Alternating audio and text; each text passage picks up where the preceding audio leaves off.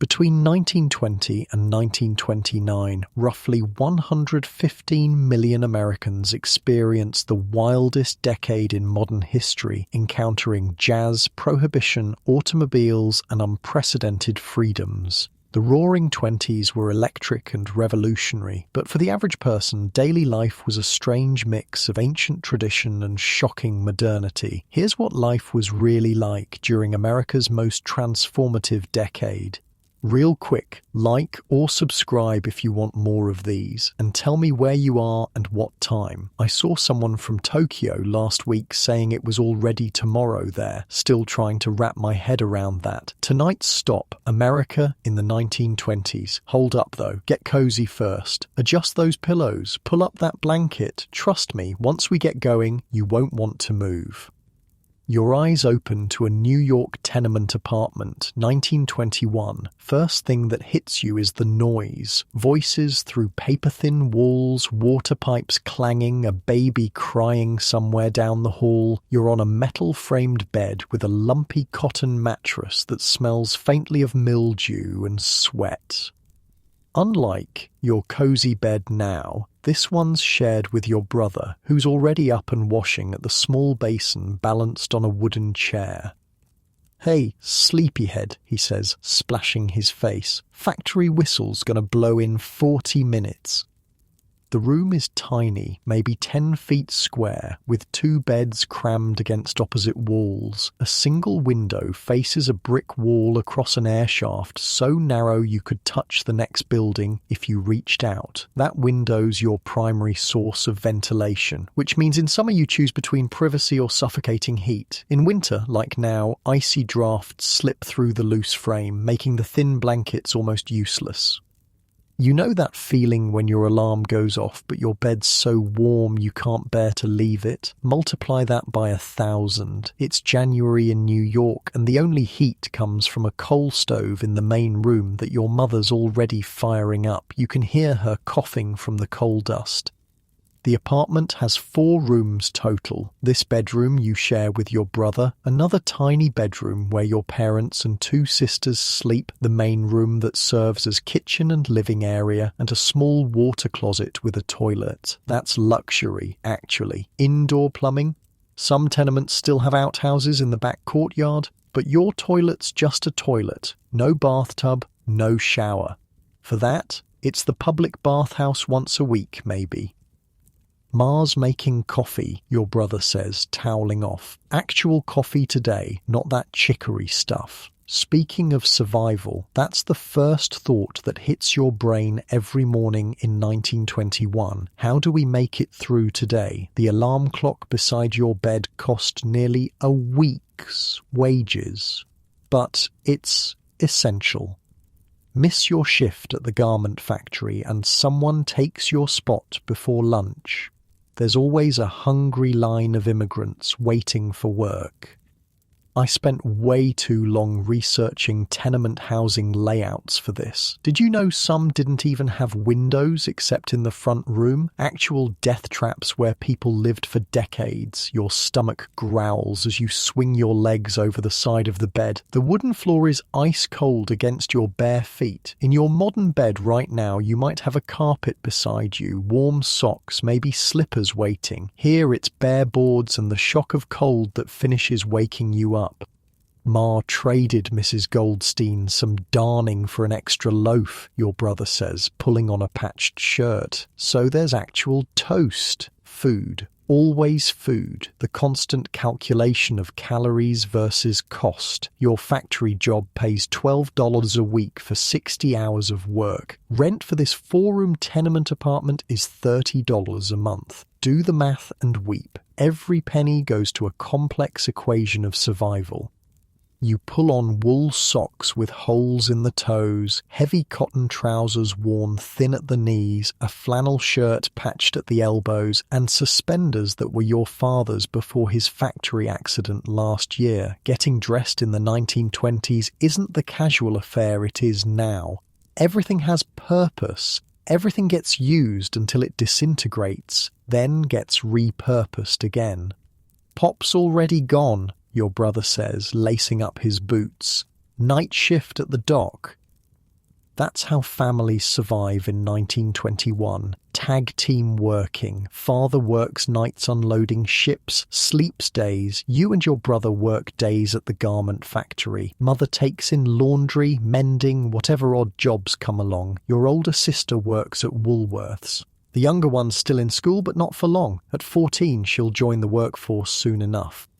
The landlord's like, $5 or you're out, and you're thinking, $5? That's half my weekly pay, because eviction is a constant threat hanging over every family. No tenant protections, no lease agreements for most, just weekly envelopes of cash and the landlord's mood determining your housing security.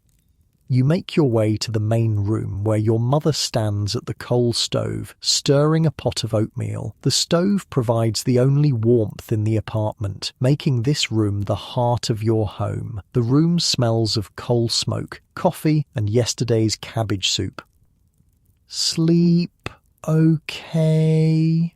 your mother asks, not looking up. Her hands are red and chapped from washing other people's clothes. She's 43 but looks 60. "Fine," you lie. The truth is, you were up half the night listening to your father coughing in the next room. That dock dust gets in the lungs. Breakfast in 1921 is serious business. No grabbing a protein bar or coffee shop stop. This meal needs to fuel hours of physical labour. Your mother ladles thick oatmeal into a chipped bowl, adds a sprinkle of sugar, a luxury, and pours coffee into a tin cup. The coffee's stretched with chicory to make it last longer, bitter but hot.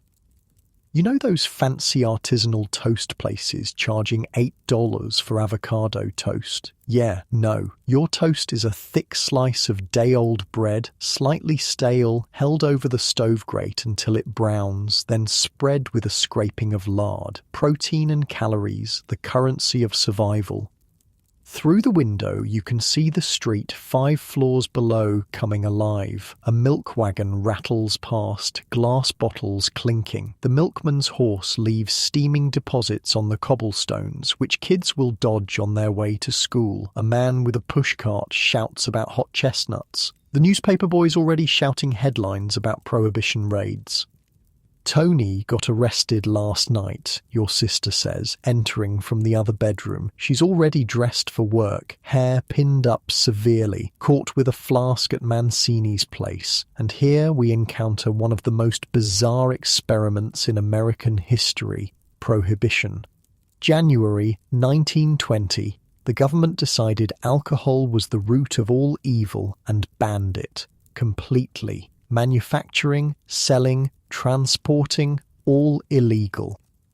Can you imagine the absolute chaos? Picture the government deciding tomorrow that coffee is illegal, or sugar, or I don't know, cheese, something millions of people use daily. What happens? People don't stop, they just get creative. "Tony's an idiot," your brother says, wolfing down oatmeal. Everyone knows Mancini's gets raided on Tuesdays.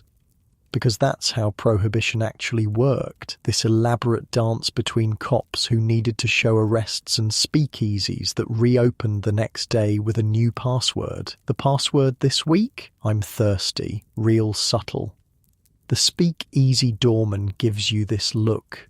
"Password?" he growls, and you're standing there like, thirsty? Because even the passwords were an open secret. Everyone knew which barbershops had illegal bars in the back, which pharmacies would sell you medicinal whiskey, which grocery stores had wine grapes labelled "warning, will ferment into wine if left in warm place for 3 weeks. You finish breakfast standing up, too rushed to sit. Through the walls you can hear the Calabrese family's morning argument, the Levinsky baby crying, Mrs. O'Rourke's morning coughing fit. Privacy doesn't exist in tenement life. Everyone knows everyone's business, troubles, joys. Outside, the January air hits like a slap. The street teems with people, women with shopping baskets, men hurrying to work, children darting between adults. The smell is a complex mix of coal smoke, horse manure, garbage waiting for collection, and the enticing scent of bread from the Italian bakery on the corner. Your breath forms clouds in the frigid air as you and your brother join the river of workers flowing toward the factories, women in headscarves, men in caps, all moving with purpose. This early, the automobiles are few, mostly delivery trucks bringing goods to shops. The wealthy with their private cars won't be out until later. Race you past Scarpelli's, your brother says, and you both break into a jog, dodging pedestrians. Physical fitness wasn't a hobby in 1921, it was built into daily life. No one had gym memberships because life itself was a constant workout. Past the butcher shop with its window display of cuts most modern Americans wouldn't recognize, past the greengrocer where your mother will haggle over bruised vegetables later, past Mrs. Finkelstein who runs the notion shop where your sister buys thread to mend everything endlessly. The garment factory looms ahead, 6 stories of brick with windows that barely open in summer, creating an inferno where you and 500 others work. In winter, like now, those same windows let in drafts that make your fingers so numb you can barely operate the sewing machine. You ever had that moment where your one paycheck from disaster? That was Tuesday for most people. No safety net existed, no unemployment insurance, no workers' compensation, no social security. Your boss basically says, work faster or someone else will, because there's always someone hungrier waiting for your job. Waiting at the factory entrance is Mr. Perkins, the floor manager, checking his pocket watch. 2 minutes to whistle, he says, nodding as you pass. Being late means docked pay or worse. Inside, the factory floor stretches vast and already humming. Rows of sewing machines, pressing stations, cutting tables. The air's thick with fabric dust, steam and the smell of machine oil. Your lungs will feel it by day's end. The workers are a United Nations assembly, Italian, Jewish, Irish, Polish, Greek, first and second generation immigrants building America stitch by stitch. English mixes with a dozen other languages in a constant babble beneath the machine noise. You take your station at the sewing machine as the starting whistle blasts. For the next 12 hours you'll feed fabric through the machine, creating men's shirts sold in fancy department stores for more money than you make in days. Your back will ache, your eyes will strain, your hands will cramp. The woman beside you, Mrs. Levin, nods hello. She's 60 if she's a day, fingers permanently curved from decades at the machine. My Sadie's engaged, she tells you during a brief lull, to a dentist. The pride in her voice tells the whole immigrant story. First generation suffers, so the second can rise. Lunch break comes after 6 hours, 20 minutes to wolf down the sandwich your mother packed. Bread, a slice of bologna, a pickle if you're lucky. Workers sprawl on crates or lean against walls, too tired to even leave the building. I mean, imagine working without any of the protections we take for granted. No breaks required by law, no safety standards, the fire escape doors often locked to prevent theft. After the Triangle Shirtwaist Factory fire in 1911 killed 146 workers, some improvements came, but not nearly enough. The afternoon drags, fingers flying on autopilot while minds wander. You've made 63 shirt collars so far. Quota is 100 by day's end. Fall short 3 days running and there's someone to take your place. By 4 o'clock, winter darkness already falls. The gas lights flicker on, making precision work even harder. Outside the grimy windows, snow begins to fall, adding another worry. Bad weather means streetcar delays, icy sidewalks, wet feet leading to colds you can't afford. The cop on the corner looks at your flask and goes, "I didn't see nothing," because even they knew prohibition was a joke. The police had an impossible job enforcing a law nobody wanted, leading to the first modern era of widespread corruption. Badge by day, speakeasy customer by night. quitting whistle finally blasts at 7. Your back screams as you straighten, fingers stiff claws that slowly uncurl. Around you, hundreds of workers sigh collectively, gather belongings, bundle up for the cold journey home. Payday tomorrow, your brother says, as you push through the crowd towards the exit. Those magic words that make it all worthwhile, or at least bearable. Outside, snow falls thicker now, muffling the city sounds. Gas streetlights create halos in the white air. Your feet crunch along the accumulating snow as you join the exodus home. Some lucky workers board streetcars, paying their nickel fare. You and your brother walk to save the money. Wait, let me back up. Your feet, you're wearing boots with thin soles and leaks where the leather's cracked. Each step in the snow sends a shock of cold up your legs. By the time you reach home, your socks will be wet, your toes numb. Modern waterproof boots with thermal insulation, pure fantasy. The streets transform in the evening hours. Shops close, restaurants and social clubs light up. Music drifts from open doors, the new jazz that moral guardians claim is corrupting youth. On the corner, a newsboy shouts, "President Harding's cabinet announced, read all about it." And here's something wild. Despite prohibition being barely a year old, you pass 3 speakeasies on your 10-block walk home. You recognize them by the line of cars outside nondescript buildings, the faint sound of jazz, the bouncer eyeing everyone who approaches. One's disguised as a soda shop, another as a bookstore, the third doesn't even pretend. Just a blank door with a sliding peephole.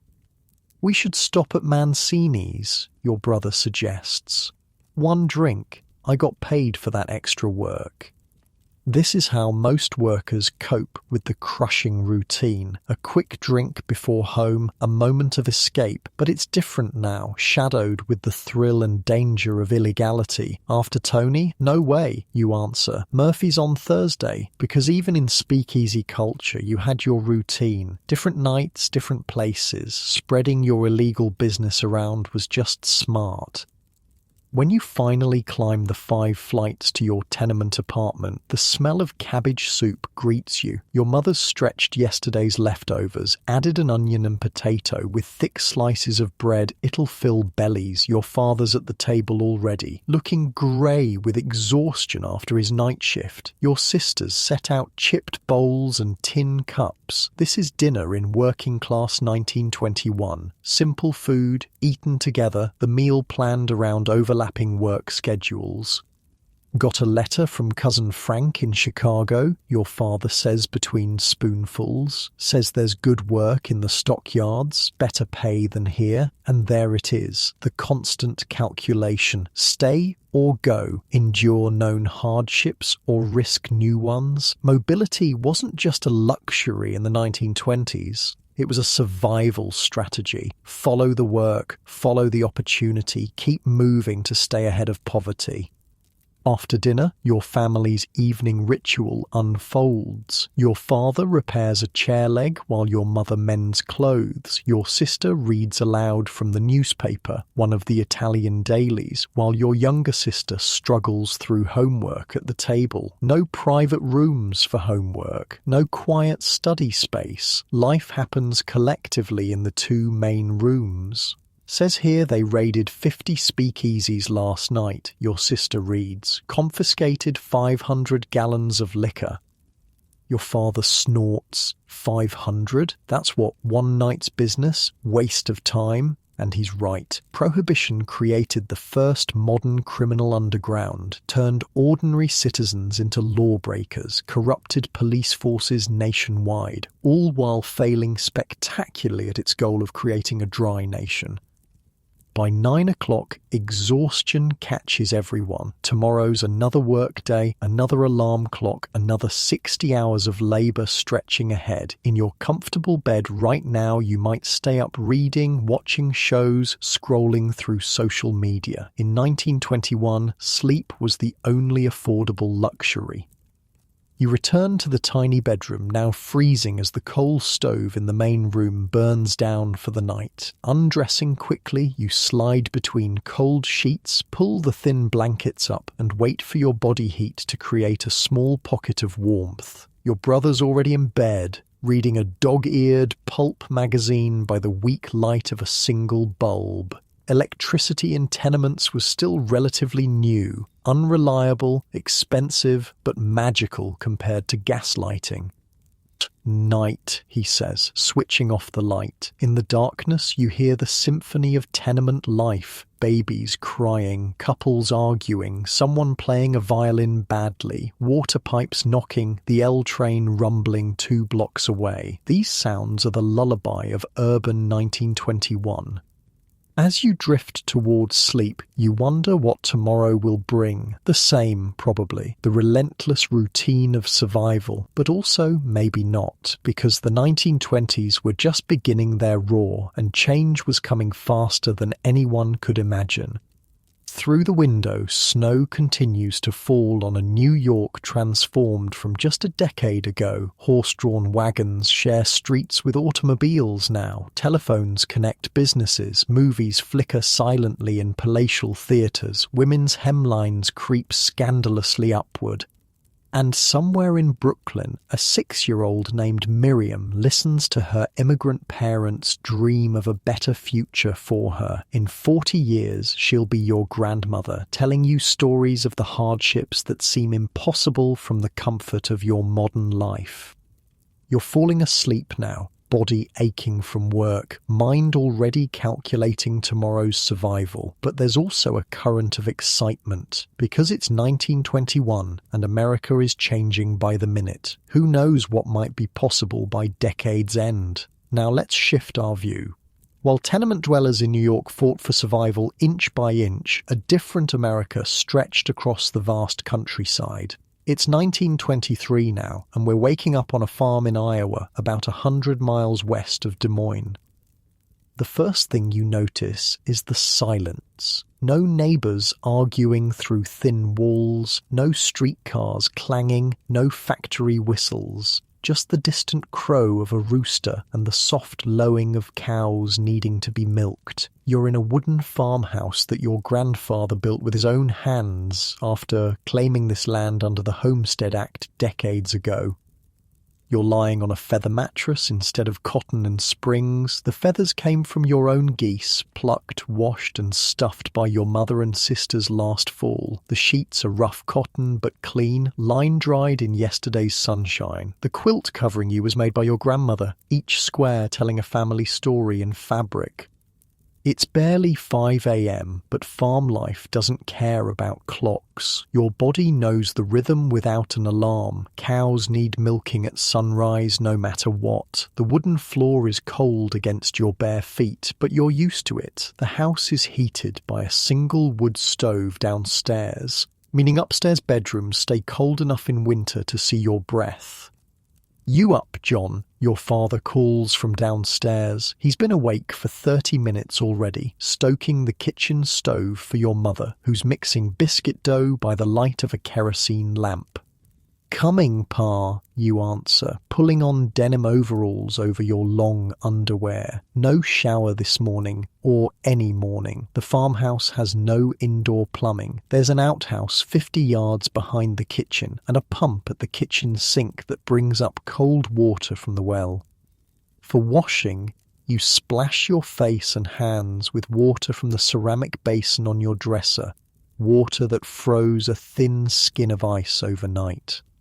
Breakfast on a 1923 farm is no quick affair. You need serious calories for the work ahead. Your mother has already cooked a skillet of salt pork, its fat used to season the cast iron pan now full of scrambled eggs from your own chickens. Biscuits bake in the oven. Coffee boils in an enamel pot strong enough to stand a spoon in. "Today's the day," your father says, pouring coffee for himself. His hands are permanently tanned from years in the fields, with calluses thick as leather. Jenkins is bringing it around noon. Your heart skips. Today's the day your family joins the revolution that's transforming America. automobile ownership. After years of saving, your father's buying a Model T Ford from the dealer in town. You've never owned a car before. Few farm families have, but that's changing fast. Think it'll make it up the hill to the Petersons? Your mother asks, setting a plate of eggs before you. She's worried about the expense, the practicality. 20 years of horse transportation doesn't shift overnight. Henry Ford didn't become the richest man in America by making things that don't work, your father answers, but there's worry behind his confidence. The Model T costs $290, a fortune for a family that might see actual cash only a few times a year after harvest.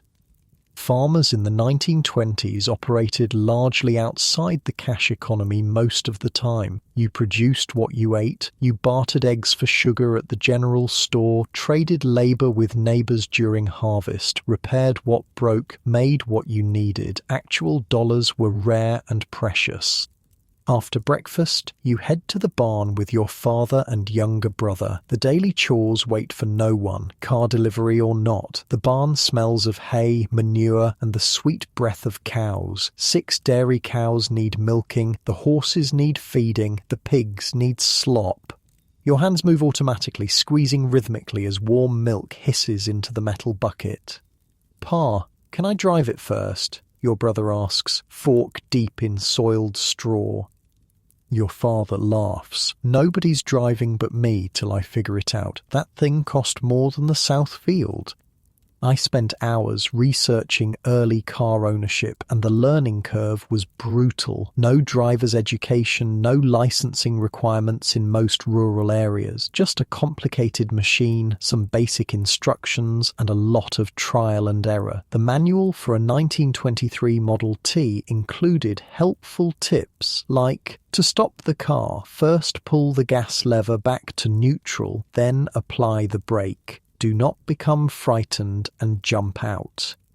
The morning passes in the rhythm of chores as old as farming itself. Milk the cows, separate cream, feed livestock, gather eggs, repair fences, check crops. The work of survival never ends, but there's a strange comfort in its predictability.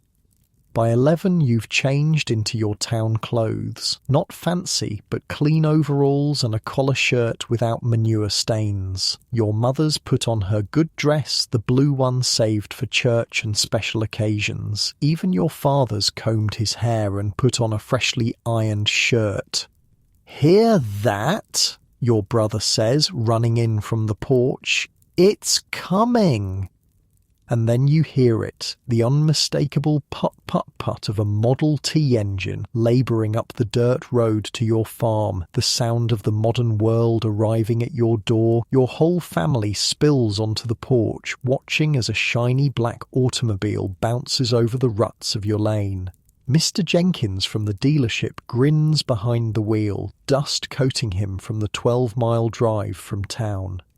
"She's a beauty, ain't she?" he calls, bringing the vehicle to a jerky stop in your yard. Chickens scatter in panic at this noisy intruder, and she is beautiful. Gleaming black metal, brass headlamps, a folding top for rain protection. The Model T isn't fancy by later standards. It's utilitarian, designed to handle the brutal rural roads with high clearance and a tough suspension. But to your family in 1923, it's nothing short of miraculous. "Can drive her anywhere," Mr. Jenkins says, patting the hood like a favourite horse. 15 horsepower, 20 miles per hour on good roads. 20 miles per hour. The math transforms your world instantly. The trip to town, 12 miles that takes half a day by horse and wagon, suddenly shrinks to maybe 40 minutes. The county seat, previously a full-day journey, becomes a morning trip.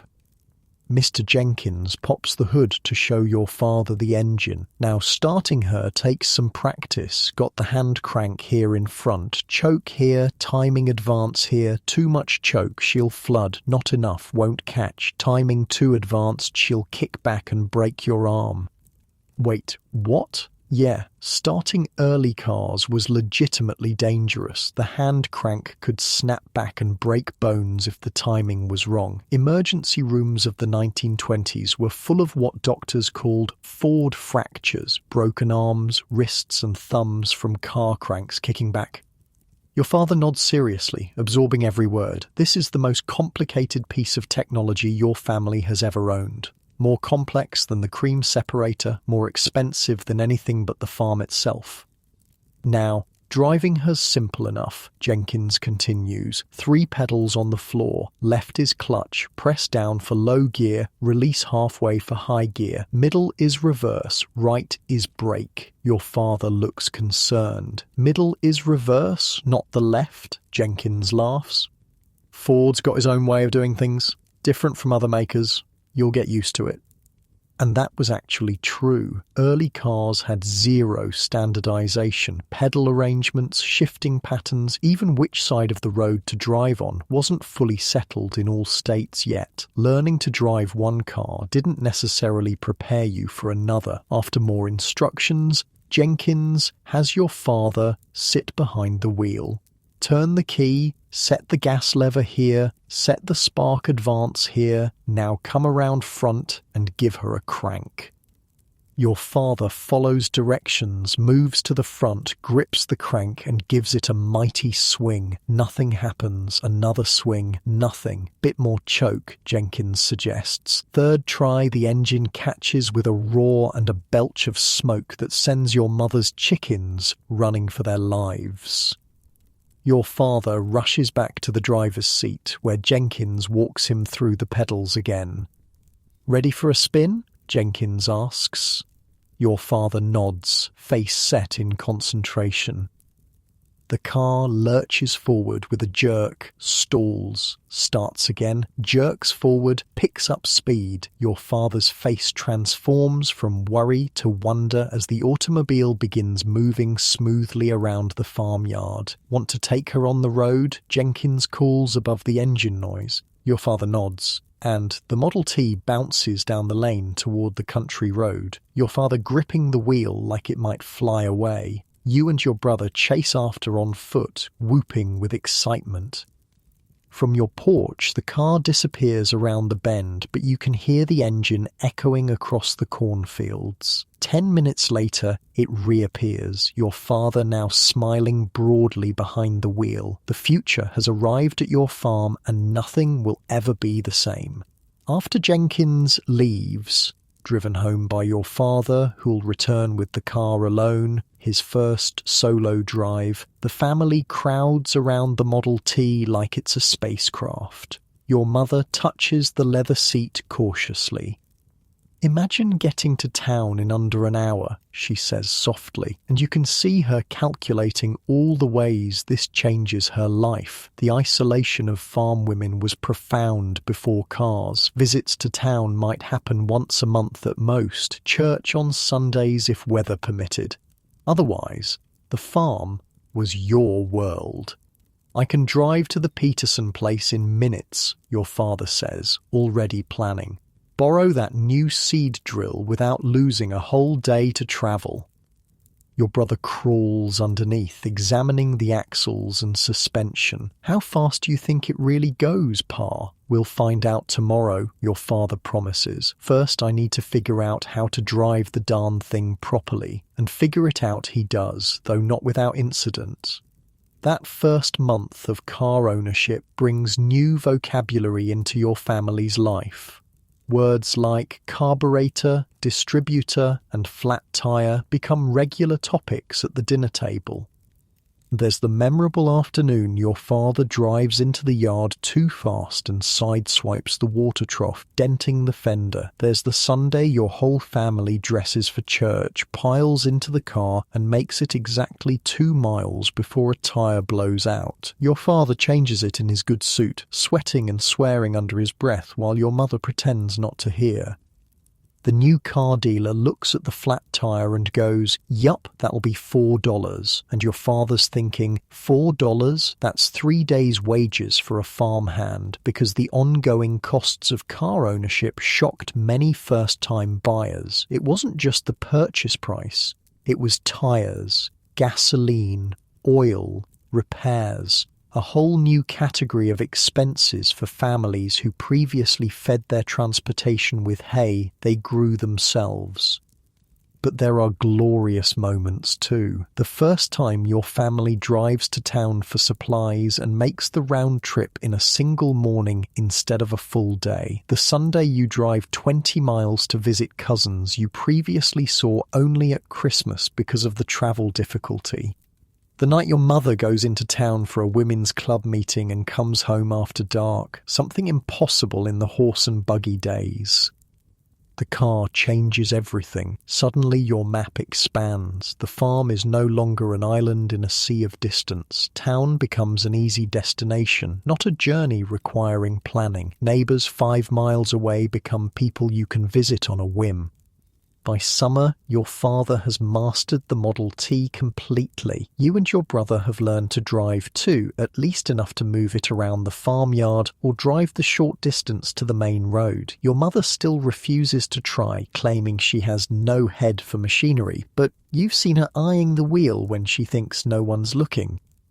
The car enables new freedoms, but it also leads to new family negotiations. Who gets the car, when, and for what purpose? Your sister wants to drive to town for a motion picture show. Your brother wants to take it fishing at the creek. Your father needs it for farm business. The single vehicle becomes a shared resource requiring complex family diplomacy.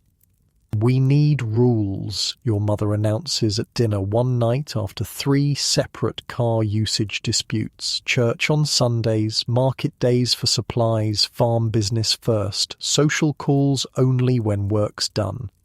Farm business included things modern folks might not consider, like getting a sick animal to the vet, hauling cream to the dairy station before it's spoiled, or bringing home a new breeding animal. One farmer's diary I found mentioned driving 80 miles round trip to purchase a particular bull for his dairy herd, a journey that would have taken days before cars.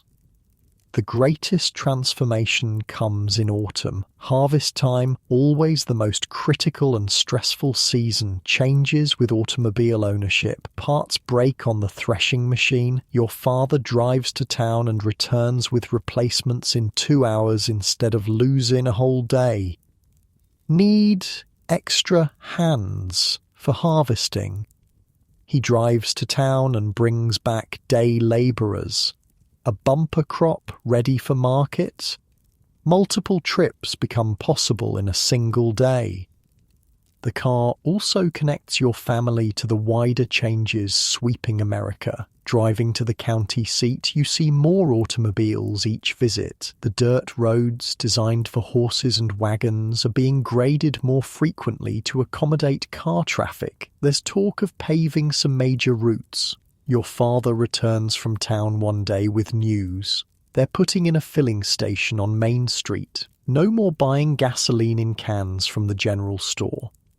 Gas stations, car dealerships, repair shops, whole new categories of business spring up to serve the automobile culture. Roads improve, bridges strengthen. The landscape itself transforms to accommodate this revolution on wheels. By Christmas 1923, your family's Model T seems as essential as the plough or the stove. When snow blankets the farm and your father puts the car up on blocks in the barn for the winter, early cars weren't great in snow and many rural families simply didn't use them during winter months. There's a sense of loss, of returning to an isolation you'd briefly escaped. The car sits idle through the deep winter months, but plans form around it. Your father pores over maps, plotting spring journeys previously unimaginable. Your mother talks of visiting her sister in the next county, a trip previously requiring overnight stays. Your older sister, home from normal school for the holidays, speaks of perhaps living in town and driving home weekends once she starts teaching. Mobility breeds possibility. The car shrinks distance and expands horizons simultaneously. For your family and millions like you, the automobile isn't just a convenience. It's freedom in steel and rubber form. On Christmas Eve, sitting by lamplight, rural electrification is still years away for most farms. Your grandfather tells tales of his youth, crossing half the country by covered wagon, establishing the homestead, the isolation of those early years. Took 3 days to get to town when I first settled here, he says, shaking his head at the changes he's witnessed. And you can do it before lunch. This compression of time and space is the real revolution of the 1920s. The world simultaneously grows larger in reach and smaller in effort. America's vast distances, once barriers to connection, begin to shrink beneath rubber tires. When spring finally softens the land, your father reverses the winterizing process, checking the Model T carefully before taking it down from blocks. The first drive of the new season feels like rebirth, the farm reconnecting to the wider world after months of winter isolation. By now, the novelty has worn off, but the wonder hasn't. Each time the engine rumbles to life, each mile that passes beneath the wheels represents a freedom previous generations could barely imagine. Your grandparents measured travel in days and weather conditions. You measure it in hours and gallons of gasoline. And as your family's Model T bounces down country roads, it joins a growing river of vehicles, transforming America mile by mile. By decade's end, the country will have more than 23 million registered automobiles, one for every 5 Americans. The nation itself is being rewired around this invention, its geography rewritten in routes accessible by car. The automobile doesn't just change how you travel, it changes where you go, who you see, what you do, what you buy, where you might live or work. It reshapes your relationship with time, distance, community, and possibility. And it's just one of the revolutions remaking America in the roaring decade of the 1920s. It's 1925 now, and we're in Millerville, a small town of about 2,500 souls, nestled between rolling hills in western Pennsylvania. Not a big city like New York, not isolated farmland like Iowa, but something in between, the quintessential American small town where modern life and traditional values collide in fascinating ways. You wake up in a modest 2-story home on Elm Street, just 3 blocks from Maine. Unlike the tenement apartment or the isolated farmhouse, this bedroom is yours alone, a luxury of middle-class life. The bed has a proper metal frame, a store-bought mattress, and a colourful quilt your mother ordered from the Sears catalogue. Morning light filters through cotton curtains as you stretch beneath warm blankets. Outside your window, you can hear birds chirping, the occasional automobile puttering past, and the distant whistle of the 7:15 train arriving at the station.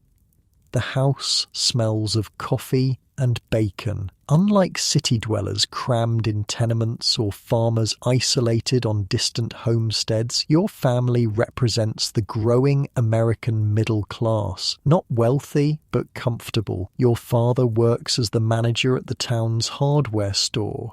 Your mother, unusually for married women in 1925, keeps the books for the same business. Your bedroom contains treasures that mark you as a teenager in this transitional decade. A small collection of phonograph records stacked beside a hand-cranked Victrola player, movie magazine clippings of Clara Bow and Rudolph Valentino pinned to the wall, a crystal radio set you built yourself from a kit ordered through Popular Mechanics. You swing your legs over the side of the bed, feet hitting a proper rug instead of bare boards. The house has modern conveniences your city and country counterparts might envy. Indoor plumbing with a bathroom shared by the family, electric lights in most rooms, a telephone in the hallway downstairs. Not every house in town has these things yet, but they're spreading rapidly as America's prosperity grows. Sarah, breakfast, your mother calls from downstairs. You can hear the radio playing in the kitchen, a morning news program from Pittsburgh, the announcer's voice slightly tinny but clearly audible. The radio, not the automobile, sits at the heart of your family's modern life. I spent way too long researching early radio models for this. Did you know the first commercial radio station, KDKA in Pittsburgh, only started broadcasting in 1920? By 1925, America had over 500 stations, and radio was transforming from novelty to necessity. Downstairs, your family gathers around a proper dining table in a room dedicated just to eating. Another middle-class luxury. Your father sits with the newspaper propped against the sugar bowl. Your mother places a plate of eggs and bacon before you, and your younger brother fiddles with the radio dial, trying to improve reception. "Don't touch that," your father says without looking up from his paper. "I want to hear the market report." The radio on the sideboard is the pride of your household, a new Atwater Kent model with 5 tubes and a proper wooden cabinet. No more headphones or crystal sets. This is a genuine piece of furniture that delivers entertainment directly into your home. It cost nearly $80, 2 weeks of your father's salary, but he considers it an investment, not a luxury. "There's a new Harold Lloyd picture at the Rialto tonight," your brother says, passing you the toast rack. "Can we go?" Movies, the other great mass media revolution, have already transformed from novelty to regular entertainment. Millerville has 2 movie theatres, the older Bijou and the newer, fancier Rialto, with actual upholstered seats and electric fans for summer cooling. "Test scores first," your mother answers, but her tone suggests permission is likely. Unlike earlier generations, your parents view commercial entertainment as normal, even beneficial. The motion picture industry has worked hard to shed its slightly disreputable early image, promoting films as educational and wholesome family entertainment.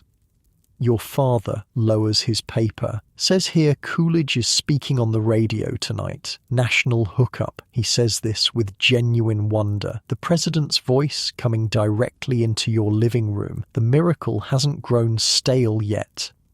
So for context, President Coolidge was nicknamed Silent Cal because he was so reserved. But even this quiet president embraced radio immediately. Like most politicians, he recognized its power to bypass newspapers and speak directly to voters. Radio made national politics immediate and personal in ways print never could.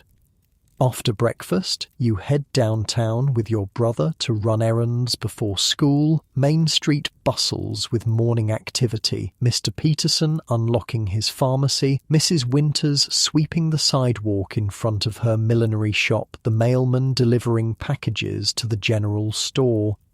Unlike the anonymous city or the isolated farm, small-town life means being known. "Morning, Sarah," calls Mr. Peterson. "Tell your mother her headache powder came in." 3 people greet you by name before you reach the corner. This interconnectedness defines small-town existence, comforting or stifling, depending on your perspective.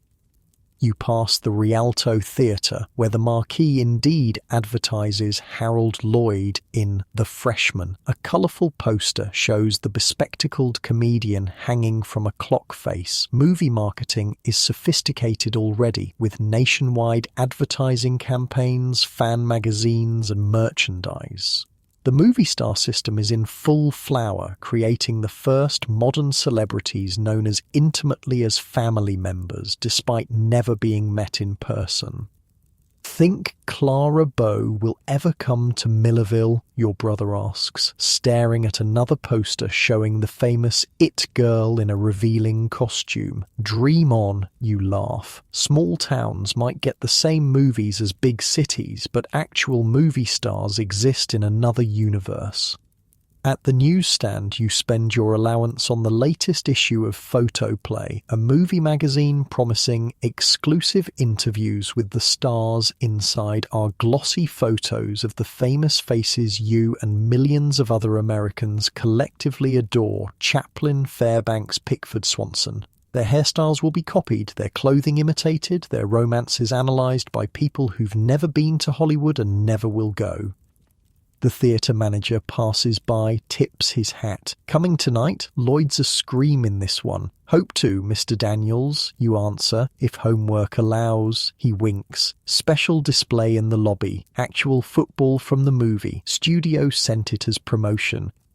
This national marketing for local consumption represents the new media landscape. Products, promotions, and publicity flow from centres of production to the smallest towns, creating shared cultural touchstones. A joke told in a Harold Lloyd film will be repeated in schoolyards from Maine to California. Americans increasingly laugh at the same things, cry at the same stories, worry about the same news.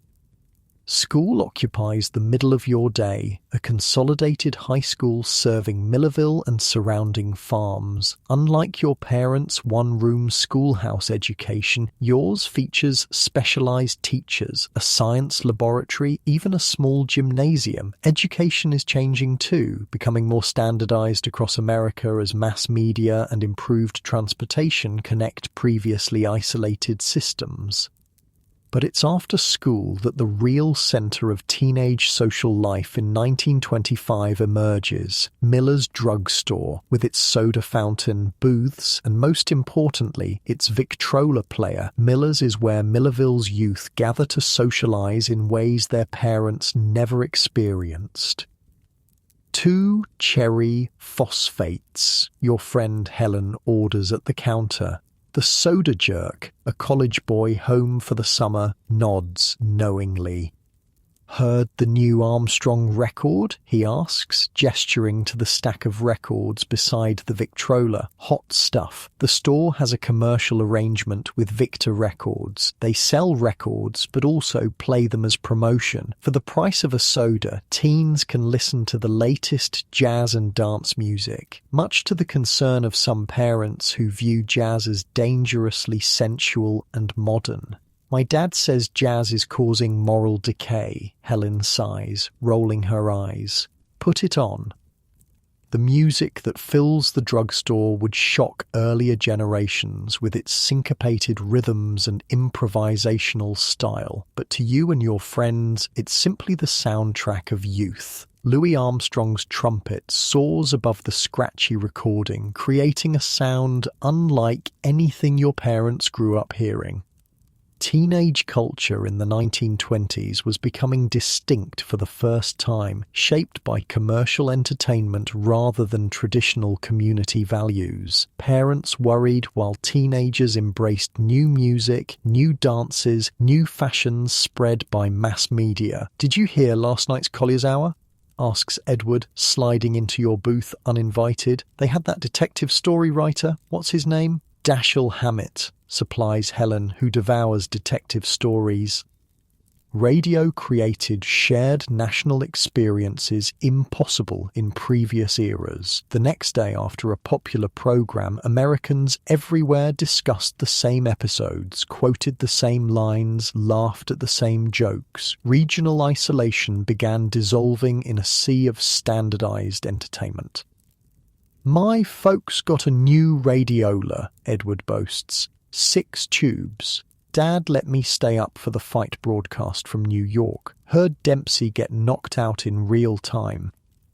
Sports broadcasting nationalized athletics, turning local teams into national obsessions and athletes into celebrities. Before radio, you might read about a boxing match the next day. Now you could hear it as it happened, the announcer's excitement making you feel present at events occurring hundreds of miles away.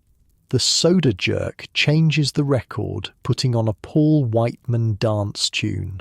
"Anyone going to the dance at the Grange Saturday?" he asks.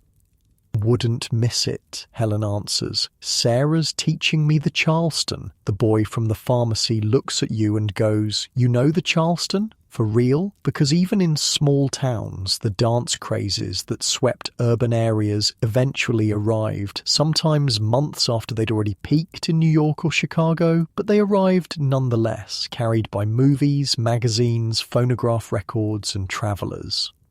You demonstrate a few Charleston steps beside the booth, exaggerating the swinging arms and twisted knees that scandalize parents and delight teens. The dance's energetic abandon perfectly captures the spirit of the decade, modern, rebellious, carefree. As afternoon stretches toward evening, you head home for dinner, stopping by the hardware store to walk home with your father. The store itself is another symbol of changing times. Traditional tools still occupy prominent space, but new sections cater to automobile owners, radio enthusiasts, and home modernization. "Look what just came in," your father says proudly, showing you a display of electric toasters. Future of home appliances right there. Consumer culture was exploding in the 1920s as electrification spread and mass production made previously luxury items affordable to the middle class. Advertising in magazines, newspapers, and radio created desire for products people hadn't known they needed. The modern consumer was being born. Dinner at home follows middle-class rituals unchanged for decades. Proper place settings, serving dishes passed around the table, conversation about the day's events. But tonight's normalcy is interrupted by the radio in the living room. "Hurry up," your father urges, checking his pocket watch. "President speaking in 15 minutes. National broadcast."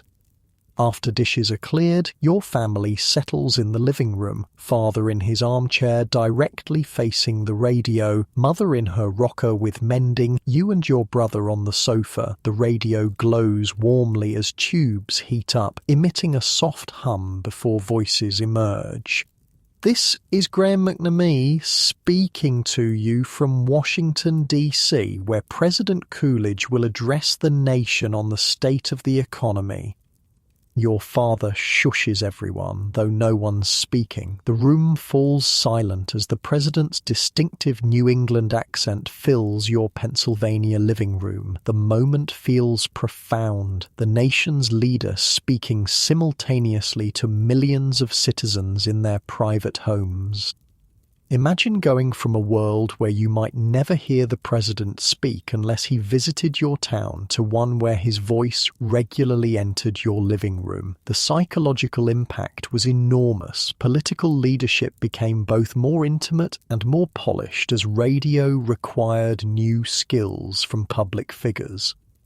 After the speech, your family discusses the president's points about the booming economy. Your father, a Republican like most small business managers, approves of Coolidge's pro-business stance. Your mother, with more progressive leanings, has reservations.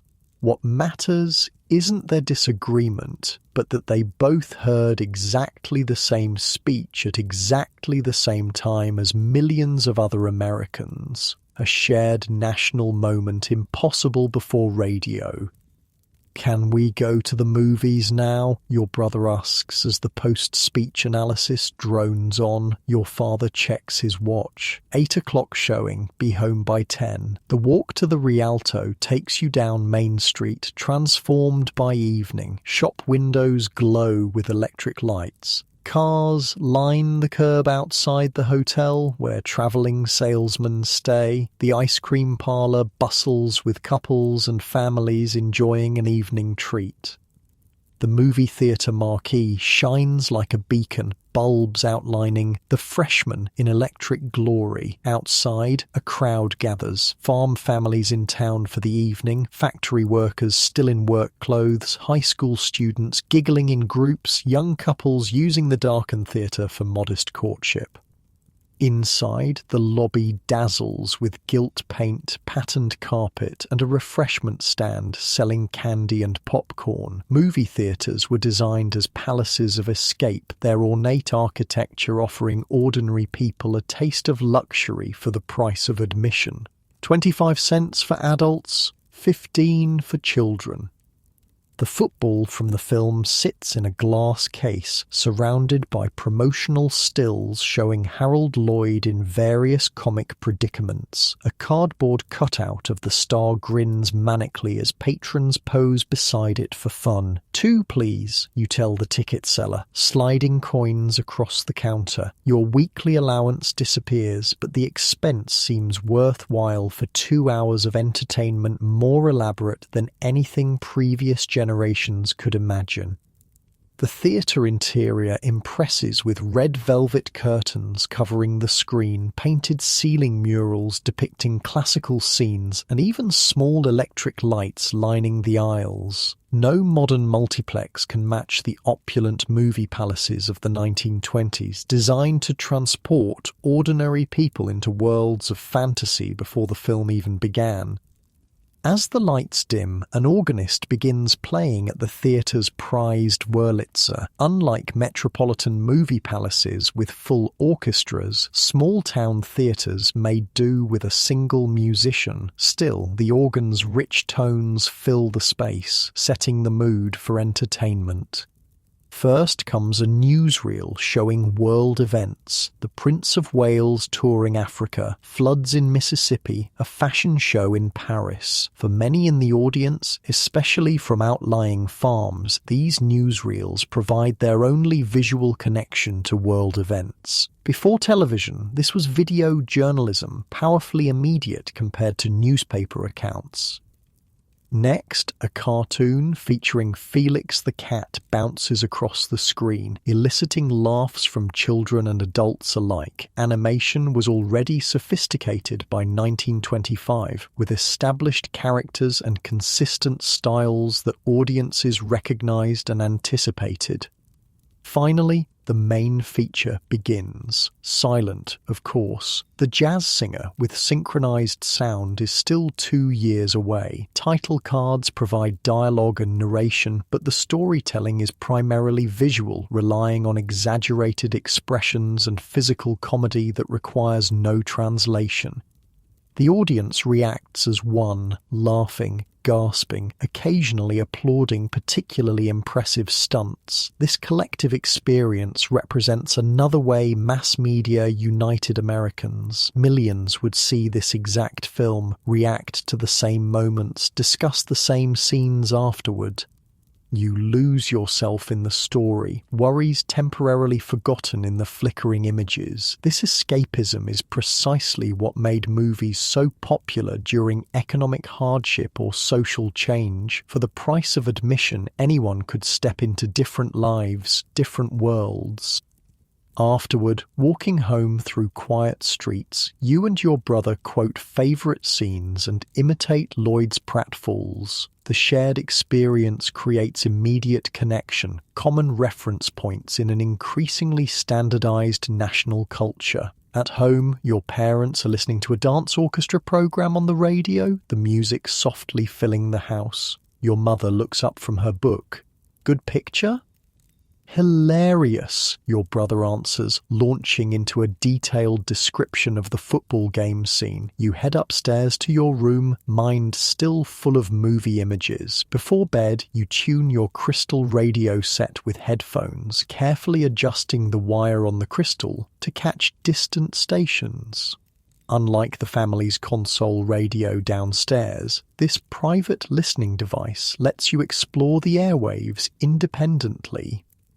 Past your bedtime, headphones on, you listen to jazz from Pittsburgh, a hotel orchestra from Cleveland, fragments of voices from Chicago fading in and out with atmospheric conditions. The radio collapses distance in the darkness, bringing the wider world to your small-town bedroom. Lying in bed, you consider how different your life is from your parents' adolescence just 20 years earlier. They grew up in relative isolation, their entertainment locally produced, their horizons limited by physical distance. You inhabit a world where national media create shared experiences across thousands of miles, where movie stars and radio personalities feel like familiar friends, where cultural trends spread coast to coast in in weeks instead of years, or not at all. Your room contains the evidence of this transformation. Movie magazines, phonograph records, radio equipment, each represents threads connecting you to a wider America, weaving previously separate communities into a more uniform national culture. The voices on your radio fade as stations sign off for the night. This is KDKA Pittsburgh signing off until 6 a.m. Good night and God bless America. In the silence that follows, you drift towards sleep, your imagination full of images from movies, your head still nodding to remembered jazz rhythms. Tomorrow will bring more local experiences, school, chores, face-to-face conversations with friends and neighbors. But increasingly, these local experiences exist within a framework of national media that shapes expectations, creates shared references, and connects even the smallest towns to American culture at large. And as radio signals cross your sleeping town, carrying music, news, and stories to thousands of other communities, America becomes more itself, diverse yet increasingly unified, traditional yet embracing modernity, physically dispersed yet culturally connected in ways no previous generation could have imagined. We've seen working-class struggles in New York, rural transformation in Iowa, and middle-class life in small-town Pennsylvania. But to understand the full spectrum of 1920s America, we need to step into another world entirely, the rarefied air of wealth during the decade that birthed the term, "the rich get richer."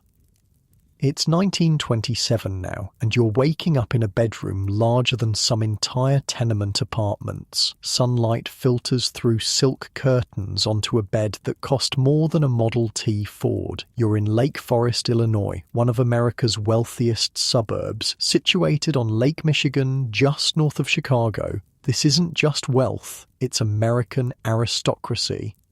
Your eyes open to a room designed by a prominent New York decorator. Hand-painted Chinese wallpaper covers walls hung with original oil paintings. A Persian carpet cushions your feet when you slide from the bed. The sheets are Egyptian cotton, changed daily by housemaids you rarely see. The room is warm despite the winter chill outside. Central heating, thermostatically controlled, keeps the entire 24-room mansion at a perfect 72 degrees. Through large windows, you can see snow dusting the formal gardens that stretch toward the lake. The grounds cover 12 acres, maintained by a staff of 6 gardeners year-round. Unlike the tenement dweller, the farmer, or the small-town teen, your morning doesn't begin with immediate chores or work preparation. Instead, a discreet knock at the door signals your lady's maid, Louise, arriving with a breakfast tray. "Good morning, Miss Catherine," she says, setting the silver tray on a bedside table. "Mrs. Harrington requests your presence at 11 for the charity committee meeting." You nod sleepily, reaching for the delicate porcelain cup filled with perfectly brewed coffee. Louise moves efficiently around the room, opening curtains wider, laying out clothes for the day, gathering yesterday's discarded silk stockings for laundering. "The blue Chanel or the green Patou for luncheon?" she asks, holding up 2 dresses that each cost more than 6 months' salary for most Americans. "The blue, I think," you answer. "His father at breakfast?" Mr. Harrington left for Chicago on the 7:30 train, Louise informs you. "He mentioned a board meeting at the bank. I spent hours researching how the ultra-wealthy lived in the 1920s. Think real-life Great Gatsby stuff. The income gap was staggering. The top 1% owned about 40% of all wealth, and they weren't shy about showing it." Louise draws your bath in a bathroom that would astound most Americans. Marble floors, heated from below, a sunken tub large enough for 2, gold-plated fixtures, and a shower with multiple heads. Still a rarity even in wealthy homes. Indoor plumbing had been around for decades, but this level of bathroom luxury was unprecedented. As you soak in scented water, you contemplate your day, charity committee in the morning, luncheon with mother's friends, tennis lesson if weather permits, the family has private indoor courts, then dinner with potential suitors your parents have approved. At 20, you're already slightly behind the marriage curve for your social set. Meanwhile, 3 floors below in the servants' wing, another day has been underway for hours. The Harrington household employs 18 domestic staff: butler, housekeeper, cook, kitchen maids, housemaids, footman, chauffeur, ladies' maids, and miscellaneous others. They rose before dawn to prepare the house and family for another day of conspicuous leisure. In the vast kitchen, Mrs. Collins, the cook, directs 2 kitchen maids in dinner preparations that will take all day. The fish must be absolutely fresh, she insists to a delivery boy from Chicago's finest market. Mr. Harrington can tell the difference. The kitchen is industrial-sized but state-of-the-art with electric refrigeration, not just an icebox, multiple ovens, a dedicated pastry area, and specially designed storage for the family's extensive collection of serving pieces and china. Different sets of dishes for different meals and occasions mean the kitchen contains more plates than some department stores. James, the butler, confers with Mrs. Collins about wine selections for dinner. Mr. Harrington wants the 21 Bordeaux with the main course, he says. Despite prohibition being the law of the land, fine wine flows freely in wealthy households. The very rich were effectively exempt from liquor laws that criminalized average Americans. The Harrington family never even pretended to obey prohibition. Their wine cellar, hidden behind a false wall, a minimal concession to legality, contains vintages worth more than most Americans earn in years. When they entertain, champagne flows as though the 18th Amendment never passed. The florist called, Mrs. Mitchell, the housekeeper, tells James. The orchids for tonight's centerpiece are delayed. Shall I have them use roses instead? James looks pained. Mrs. Harrington specifically requested orchids to complement the new Limoges service. This level of detail in household management wasn't unusual for America's upper class. Every aspect of domestic life was curated, from fresh flowers daily to perfectly pressed linens to seasonally rotated art and furnishings. The butler checks his watch, a solid gold timepiece gifted by Mr. Harrington last Christmas. The silver still needs polishing for tonight. Have Thomas and William see to it immediately. While the household staff rush to prepare for an intimate dinner party, only 16 guests tonight, practically casual by Harrington standards, you've finished your bath. Louise helps you dress in layers typical for wealthy women: silk undergarments, lightweight corset, fashion still demanded certain silhouettes, silk stockings held by garters, slip, and finally the blue Chanel day dress. Your closet would stagger most Americans. Dozens of dresses, suits, coats, and specialized outfits for every conceivable activity, from riding to tennis to yachting. The concept of appropriate dress reaches religious intensity among the wealthy. Wearing evening clothes before 6 or country clothes in town would cause more scandal than political radicalism.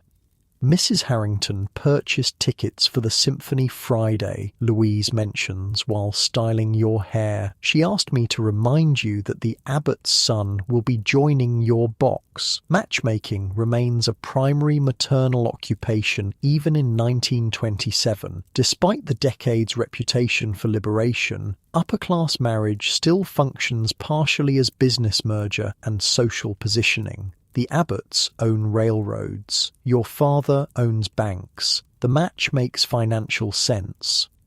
I read this wild account from a Society columnist who described a debutante ball where they released live birds painted gold as decoration, just set them loose inside a ballroom. The things wealth made seem reasonable were truly bizarre. Downstairs, you find your mother in the morning room, a sunny space overlooking winter gardens. Eleanor Harrington, at 45, remains a stunning woman, maintained by rigorous beauty regimens, regular spa visits, and the confident posture of someone who has never worried about money. "Catherine, darling," she greets you, barely looking up from correspondence she's reviewing. "The Blakely girl is engaged. Third this season. We really must focus on your prospects."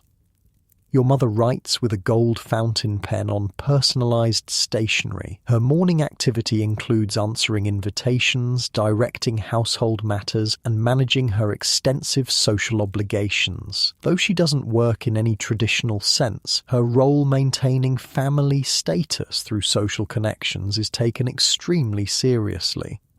"The charity committee meets at 11, she continues. "We're finalizing plans for the Children's Hospital benefit. I've committed us to purchasing 2 tables at $500 each. The irony of spending lavishly on charity events wasn't lost on everyone. One socialite supposedly said, 'We spent $15,000 on a party to raise $10,000 for the poor, but the party was so lovely.'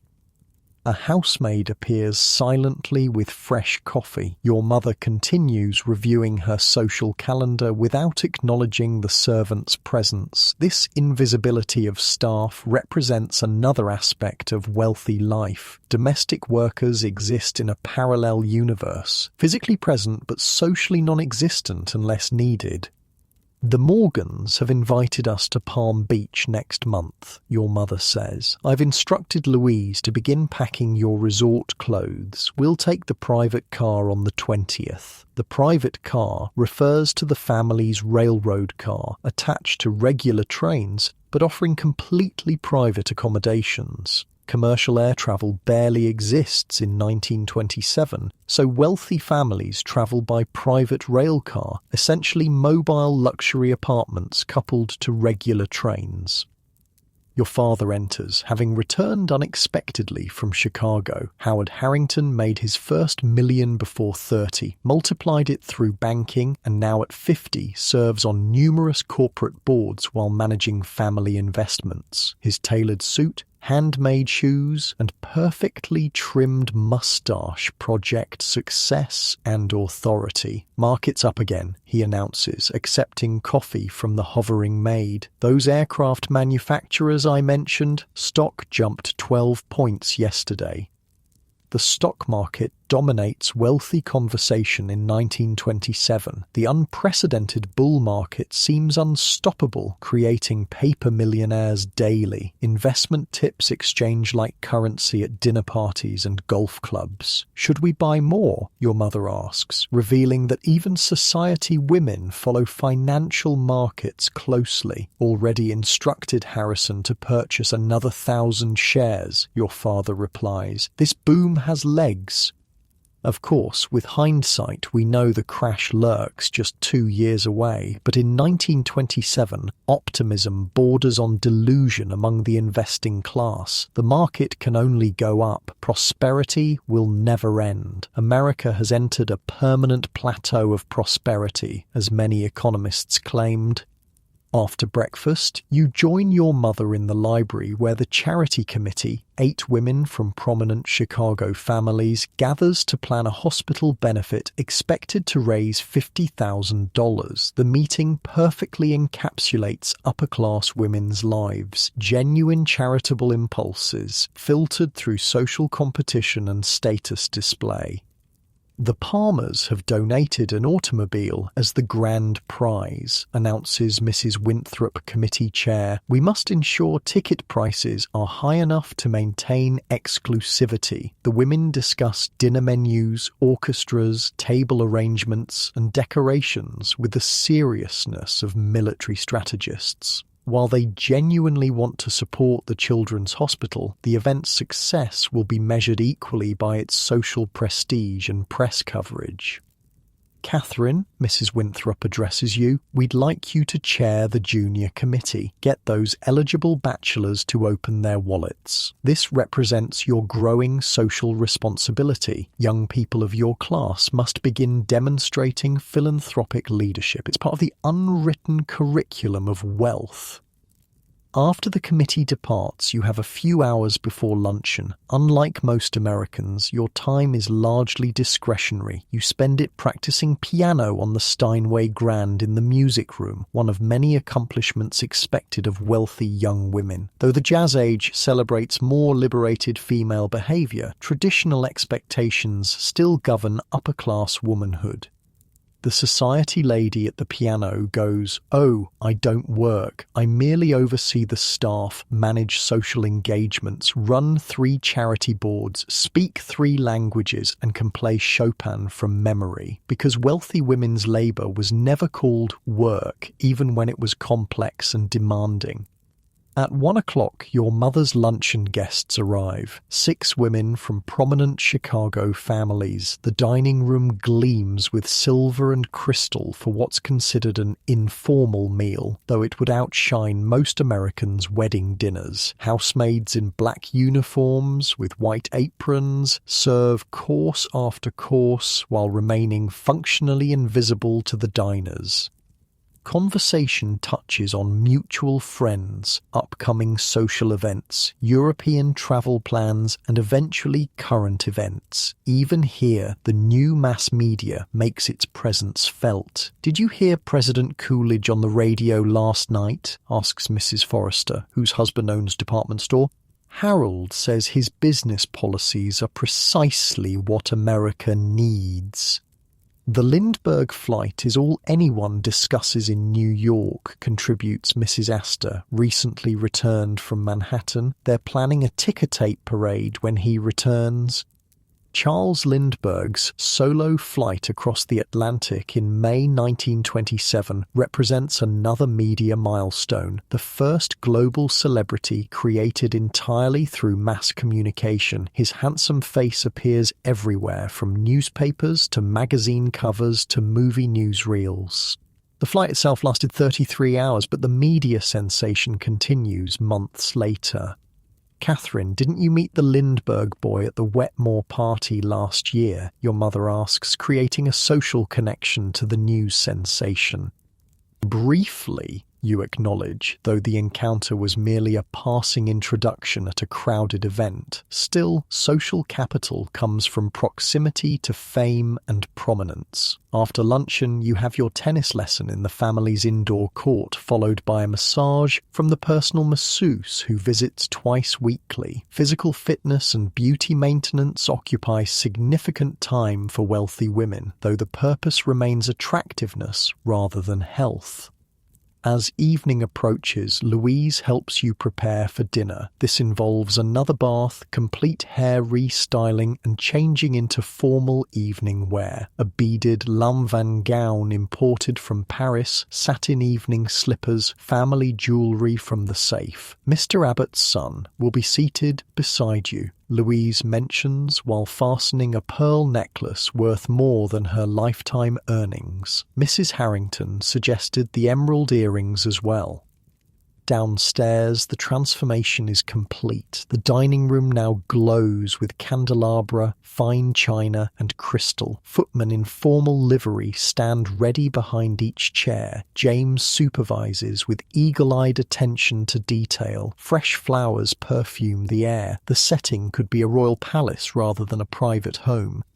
Guests arrive in chauffeur-driven luxury automobiles, Packards, Cadillacs, Rolls-Royces. The women drip with jewels, the men wear impeccably tailored evening clothes. Air kisses exchange, cocktails circulate, prohibition remains an inconvenience rather than an obstacle. And conversation bubbles with practiced charm. Mr. Abbott's son, Robert, does indeed sit beside you at dinner, a Yale graduate with perfect manners and practiced conversation. His family's railroad fortune would combine nicely with your banking background. The matchmaking is obvious, but conducted with sufficient subtlety to maintain dignity. "Do you enjoy the symphony, Miss Harrington?" he inquires over soup served in antique Sèvres porcelain bowls. "Particularly Debussy," you reply with appropriate cultural knowledge, though I found the Stravinsky piece last season quite stimulating. The dinner conversation floats through safe topics: music, theatre, travel, mutual acquaintances. Politics rarely intrudes in mixed company, though most present share conservative Republican views aligned with their financial interests. Labor unrest, immigration concerns, and prohibition enforcement affect their businesses but not their daily lives. Wine flows freely despite federal law, served from crystal decanters rather than original bottles, a minimal nod to illegality. The meal stretches to 7 courses, each more elaborate than the last, representing days of kitchen preparation for a 3-hour dining experience.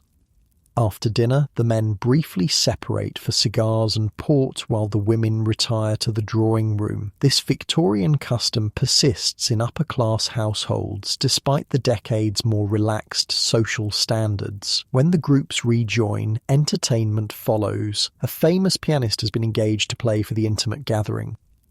By midnight, the party concludes. Chauffeurs return from their waiting positions to collect guests. You bid good night to Robert Abbott with appropriate restraint, though his invitation to join his family's box at the races next weekend suggests mutual interest. As the last guests depart, the household staff springs into action again. Despite the late hour, silver must be washed and counted, china returned to storage, linens laundered, floors cleaned. For the wealthy, the day ends with rest. For those who maintain their lifestyle, hours of work remain. In your room, Louise helps you undress, removing jewellery to the safe, hanging the beaded gown carefully, untangling your hair from diamond clips. The day's social performance complete, you can finally relax. "Will there be anything else, Miss Catherine?" Louise asks, folding your evening gloves. "No thank you, Louise. Good night." Alone finally, you slip between fresh sheets changed during dinner. Your windows offer a view of Lake Michigan, moonlight silvering the winter waves. In the distance, Chicago glows with electric light, the city that generates your family's fortune.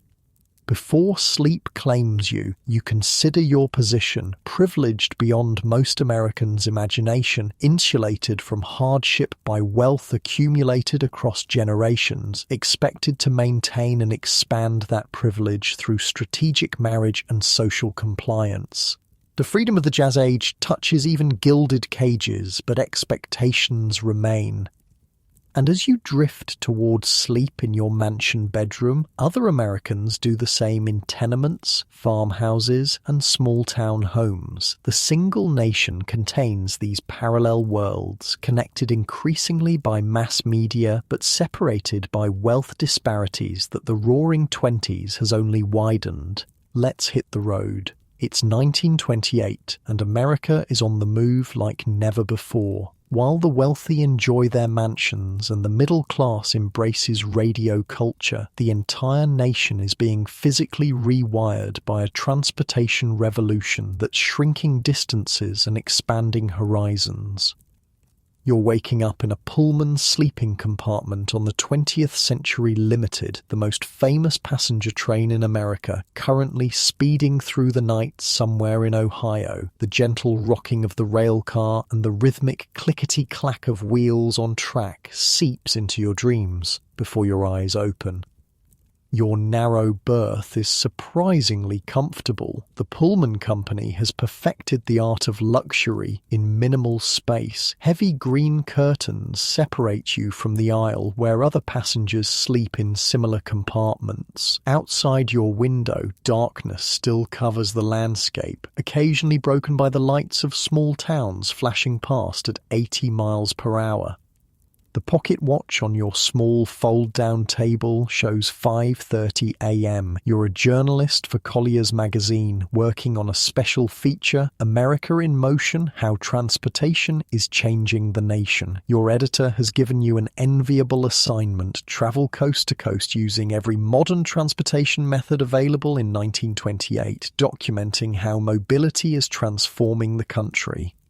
You started in New York yesterday, boarding this famous train at Grand Central Terminal. The 20th Century Limited isn't just transportation, it's a rolling legend. The boarding process alone was theatrical. Red carpets literally rolled out for passengers, the origin of the phrase red carpet treatment. Porters in crisp uniforms handling luggage, and the train's gleaming, streamlined exterior promising speed and luxury.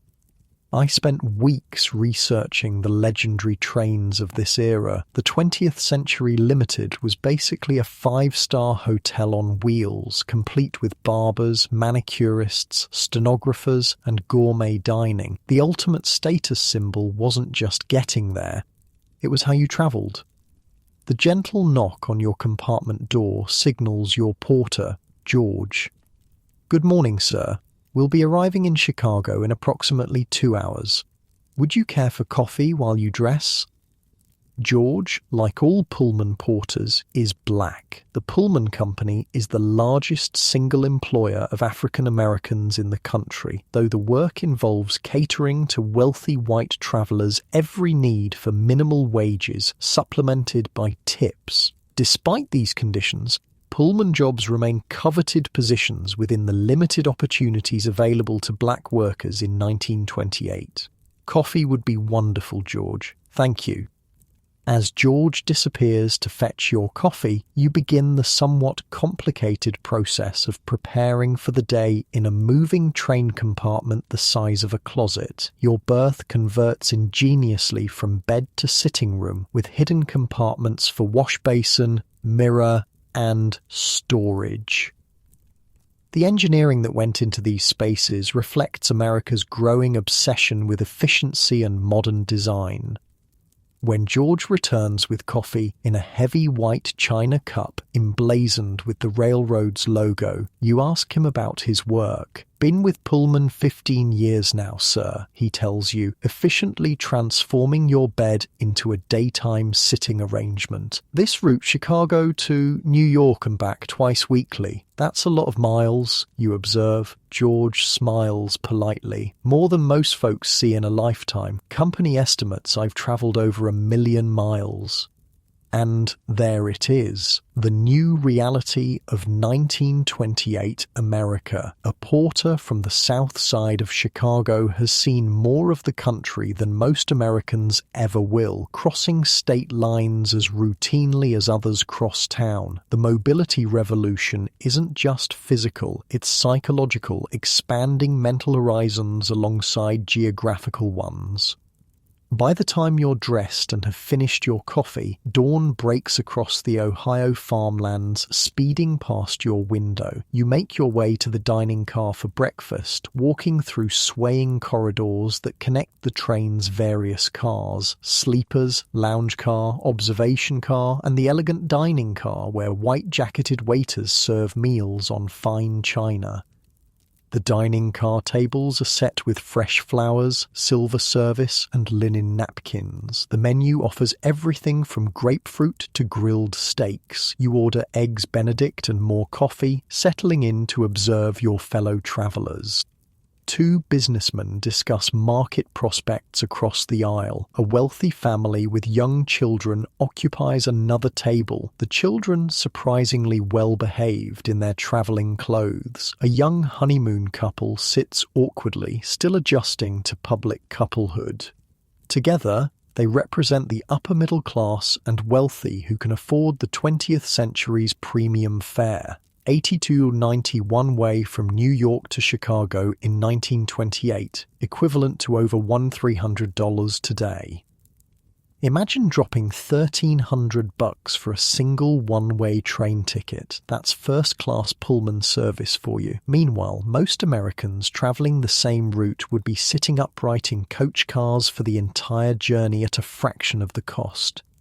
As breakfast concludes, the train begins slowing for its approach to Chicago. Outside the window, the landscape transforms from rural to industrial. Factories, stockyards, and rail yards sprawling across the flat terrain surrounding America's second city.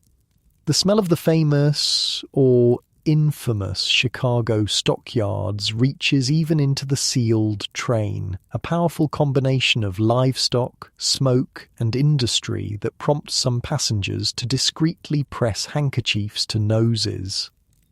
The train pulls into Chicago's LaSalle Street station, exactly on schedule at 8:30 a.m., a point of pride for the New York Central Railroad. The 20th Century Limited's reputation rests on its punctuality as much as its luxury. George helps with your luggage, receiving a generous tip that prompts a genuine smile replacing his professional one. Enjoy Chicago, sir. Safe travels onward.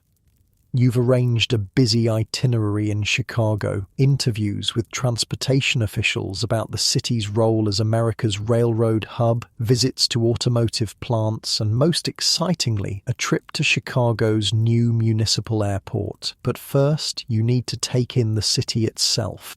Stepping outside LaSalle Street Station into downtown Chicago delivers an immediate sensory jolt. The noise hits first, construction everywhere, automobiles honking, elevated trains rumbling overhead, newsboys shouting headlines, street vendors calling their wares. The smell follows, a complex urban bouquet of exhaust fumes, industrial smoke, restaurant kitchens, and humanity packed densely together. Chicago in 1928 pulsates with energy and ambition. New skyscrapers rise seemingly weekly. The Michigan Avenue Bridge, completed just a few years earlier, has transformed the North Side into a development boom. Despite prohibition, speakeasies operate openly, many controlled by Al Capone's organization, currently at the height of its power. You hail a yellow cab, another symbol of America's transportation revolution. Standardized taxi services are relatively new, made possible by affordable automobiles and improved urban roads. Your driver, a talkative Italian immigrant, provides unsolicited commentary on everything from Chicago politics, crooked as they come, to baseball, Cubs looking good this year, as he navigates traffic to your hotel. The Drake Hotel represents Chicago's ambitions for world-class status. 16 stories of luxury overlooking Lake Michigan, its lobby a marble and gilt showcase of prosperity. After checking in and freshening up, you head to your first appointment at the headquarters of the Illinois Highway Commission. The commissioner meets you in an office with large maps covering the walls, the planned highway network spreading across the state like arteries and veins. 5 years ago, he tells you, tracing routes with his finger, you couldn't drive from Chicago to Springfield without breaking an axle or getting stuck in mud. Now we've got concrete highways connecting every major city in the state. The numbers he shares astound you. Illinois alone has paved over 5,000 miles of highways in the past decade. Nationwide, the federal government has funded thousands more through matching programs with states. America is literally paving its way into the future. Detroit to Chicago used to be a 3-day drive if weather was good, the commissioner continues. Now it's 6 hours on concrete all the way. This radical compression of time and space changes everything, where people can live, work, shop, and vacation. The psychological map of America is being redrawn around drive times rather than miles. Your next stop proves this point dramatically. Chicago's municipal airport, a dusty field on the city's southwest side that hardly matches its grand name. Yet this primitive facility handles growing passenger traffic between Chicago, Detroit, Cleveland, and other Midwestern cities. The airport manager laughs when you ask about passenger amenities. Amenities? We've got a bench and a telephone. Most folks are just happy to survive the flight. Early commercial aviation was wildly uncomfortable and unreliable. No pressurized cabins meant flying at low altitudes through every bump of turbulence. Planes weren't powerful enough to climb over bad weather, so they flew through it, or more often got grounded by it. Nevertheless, you've arranged passage on a Ford Tri-Motor operated by National Air Transport, a predecessor of United Airlines, departing for Kansas City that afternoon. The fare costs roughly 4 times what a train ticket would, but saves an entire day of travel time. The premium paid for speed.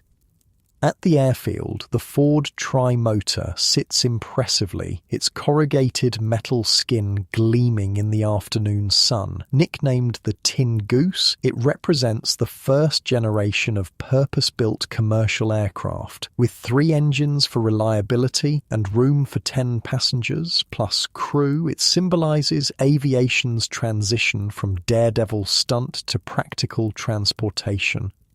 Your fellow passengers are exclusively businessmen whose time is valuable enough to justify the expense, plus one nervous-looking woman travelling to her father's funeral, the urgency overcoming her obvious fear of flying, the pilot wearing the leather jacket and cap that are still part uniform, part romantic holdover from war flying, greets each passenger personally. Smooth flying today, folks. Little bumpy over the Mississippi, but we'll be in Kansas City by sunset. Inside, the aircraft is Spartan compared to train luxury. Wicker seats line both sides of a narrow cabin. Windows are small, there's no food service, no bathroom, and earplugs are distributed to combat the deafening engine noise that will make conversation impossible. The woman next to you grips her handbag tightly as engines start with an ear-splitting roar. First flight? You shout over the noise. She nods, white-knuckled. My husband says I'm crazy, says these contraptions drop from the sky regularly. She's not entirely wrong. Aviation safety standards are still developing. Crashes remain common enough that each safe landing feels somewhat miraculous. The takeoff is stomach-lurching, the plane bouncing along the grass airfield before reluctantly surrendering to flight. As Chicago recedes below, replaced by a patchwork quilt of farms and small towns, your seatmate gradually relaxes her death grip on her handbag.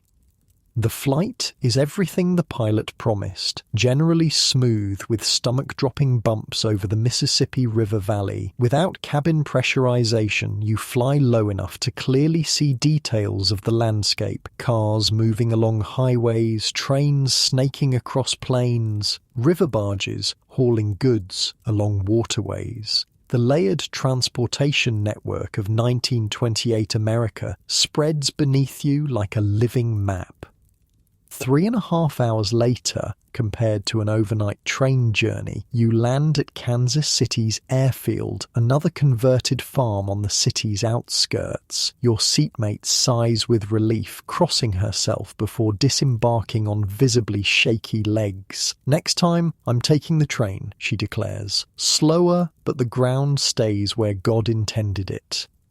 Kansas City serves as your gateway to experience another transportation revolution, the emerging culture of automobile tourism. You rent a Chevrolet touring car from Hertz, already establishing a national network of rental locations, and prepare for the next leg of your journey, driving west along the newly designated Route 66.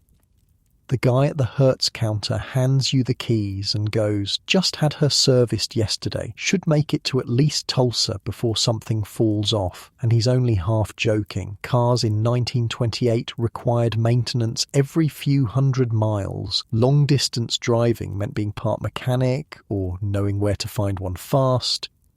Before leaving Kansas City the next morning, you visit a store that didn't exist a decade earlier, an outfitter specializing in automobile tourism equipment. They sell specialized luggage designed to strap onto running boards, folding chairs and tables for roadside picnics. Canvas water bags to hang from the radiator cap, evaporation keeps the water cool, and detailed road maps published by oil companies as marketing tools.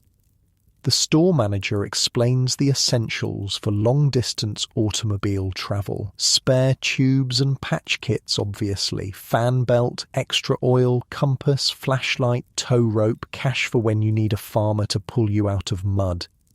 This preparation underscores an important reality. Driving across America in 1928 still requires planning akin to wilderness expedition. Gas stations exist primarily in towns. Rural breakdowns might mean hours or days waiting for parts. Many roads remain unpaved despite recent infrastructure improvements. Nevertheless, you set out westward the next morning, joining a growing tribe of automobile tourists discovering America through windshields. Route 66, only recently designated and still partially unpaved, stretches ahead toward the Pacific, a concrete and gravel artery pumping travelers through America's heartland. The first day's drive from Kansas City takes you through western Missouri and into Oklahoma. The landscape unfolds at automobile pace, faster than horse travel, but slow enough to absorb details that blur from train windows and disappear entirely from airplanes. Something new catches your eye every few miles. Roadside stands selling produce directly from farms, hand-painted signs advertising tourist cabins, forerunners of motels, and perhaps most significantly, filling stations evolving from simple pumps into service complexes, with restaurants and souvenir shops attached.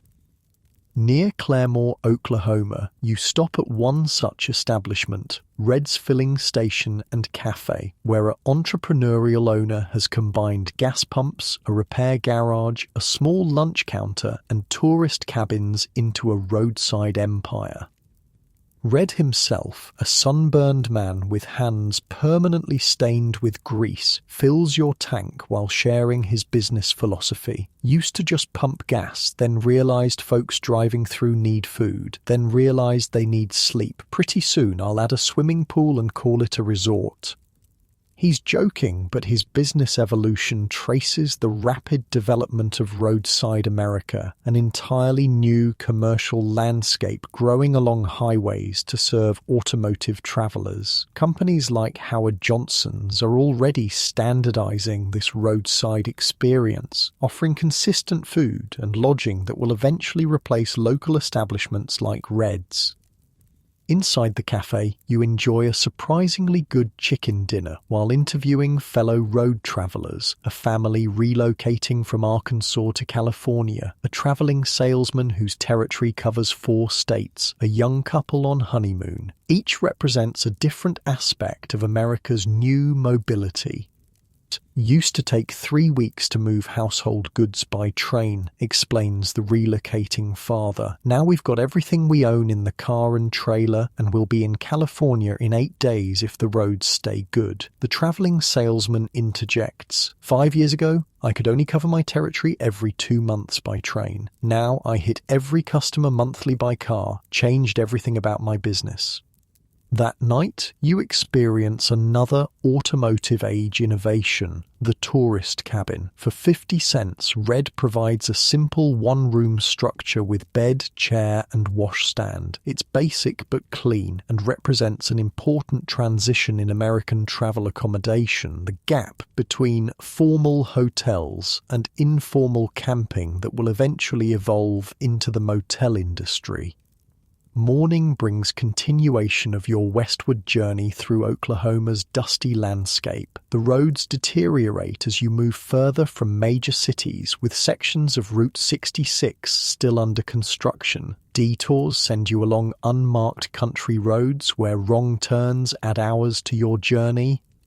By late afternoon, you're lost somewhere in western Oklahoma, low on gas, with storm clouds threatening on the horizon. The romance of road travel suddenly reveals its flip side: vulnerability to elements, mechanical failure, and simple disorientation. Just as anxiety peaks, you crest a hill and spot a welcome sight. A small gas station with a single pump stands at a rural crossroads. The elderly attendant not only refills your tank but provides detailed directions back to Route 66, along with weather wisdom. "Storms coming sure as sunrise," he warns. "Best find proper shelter before dark. Reynolds has a hotel 15 miles west." You thank him and press onward, racing darkening skies. This experience, the mix of freedom and vulnerability, the reliance on strangers' kindness, the constant adjustment to changing conditions, defines early automotive tourism. Unlike train travel's predictability or air travel's speed, car journeys maintain intimate contact with landscape and community while introducing new uncertainties. As predicted, Reynolds proves to have a small hotel catering to automobile travellers. You secure a room just as rain begins hammering the town. From your window, you watch other travellers arrive in weather-beaten cars, seeking the same shelter from the prairie storm that now rattles windows and floods unpaved streets. The hotel lobby becomes an impromptu community as travellers share road conditions, mechanical tips, and destination recommendations. This information exchange represents another aspect of America's transportation revolution, the creation of shared knowledge networks among mobile citizens. Before published guides like Duncan Hines or AAA, travellers relied on this oral tradition of recommendations and warnings.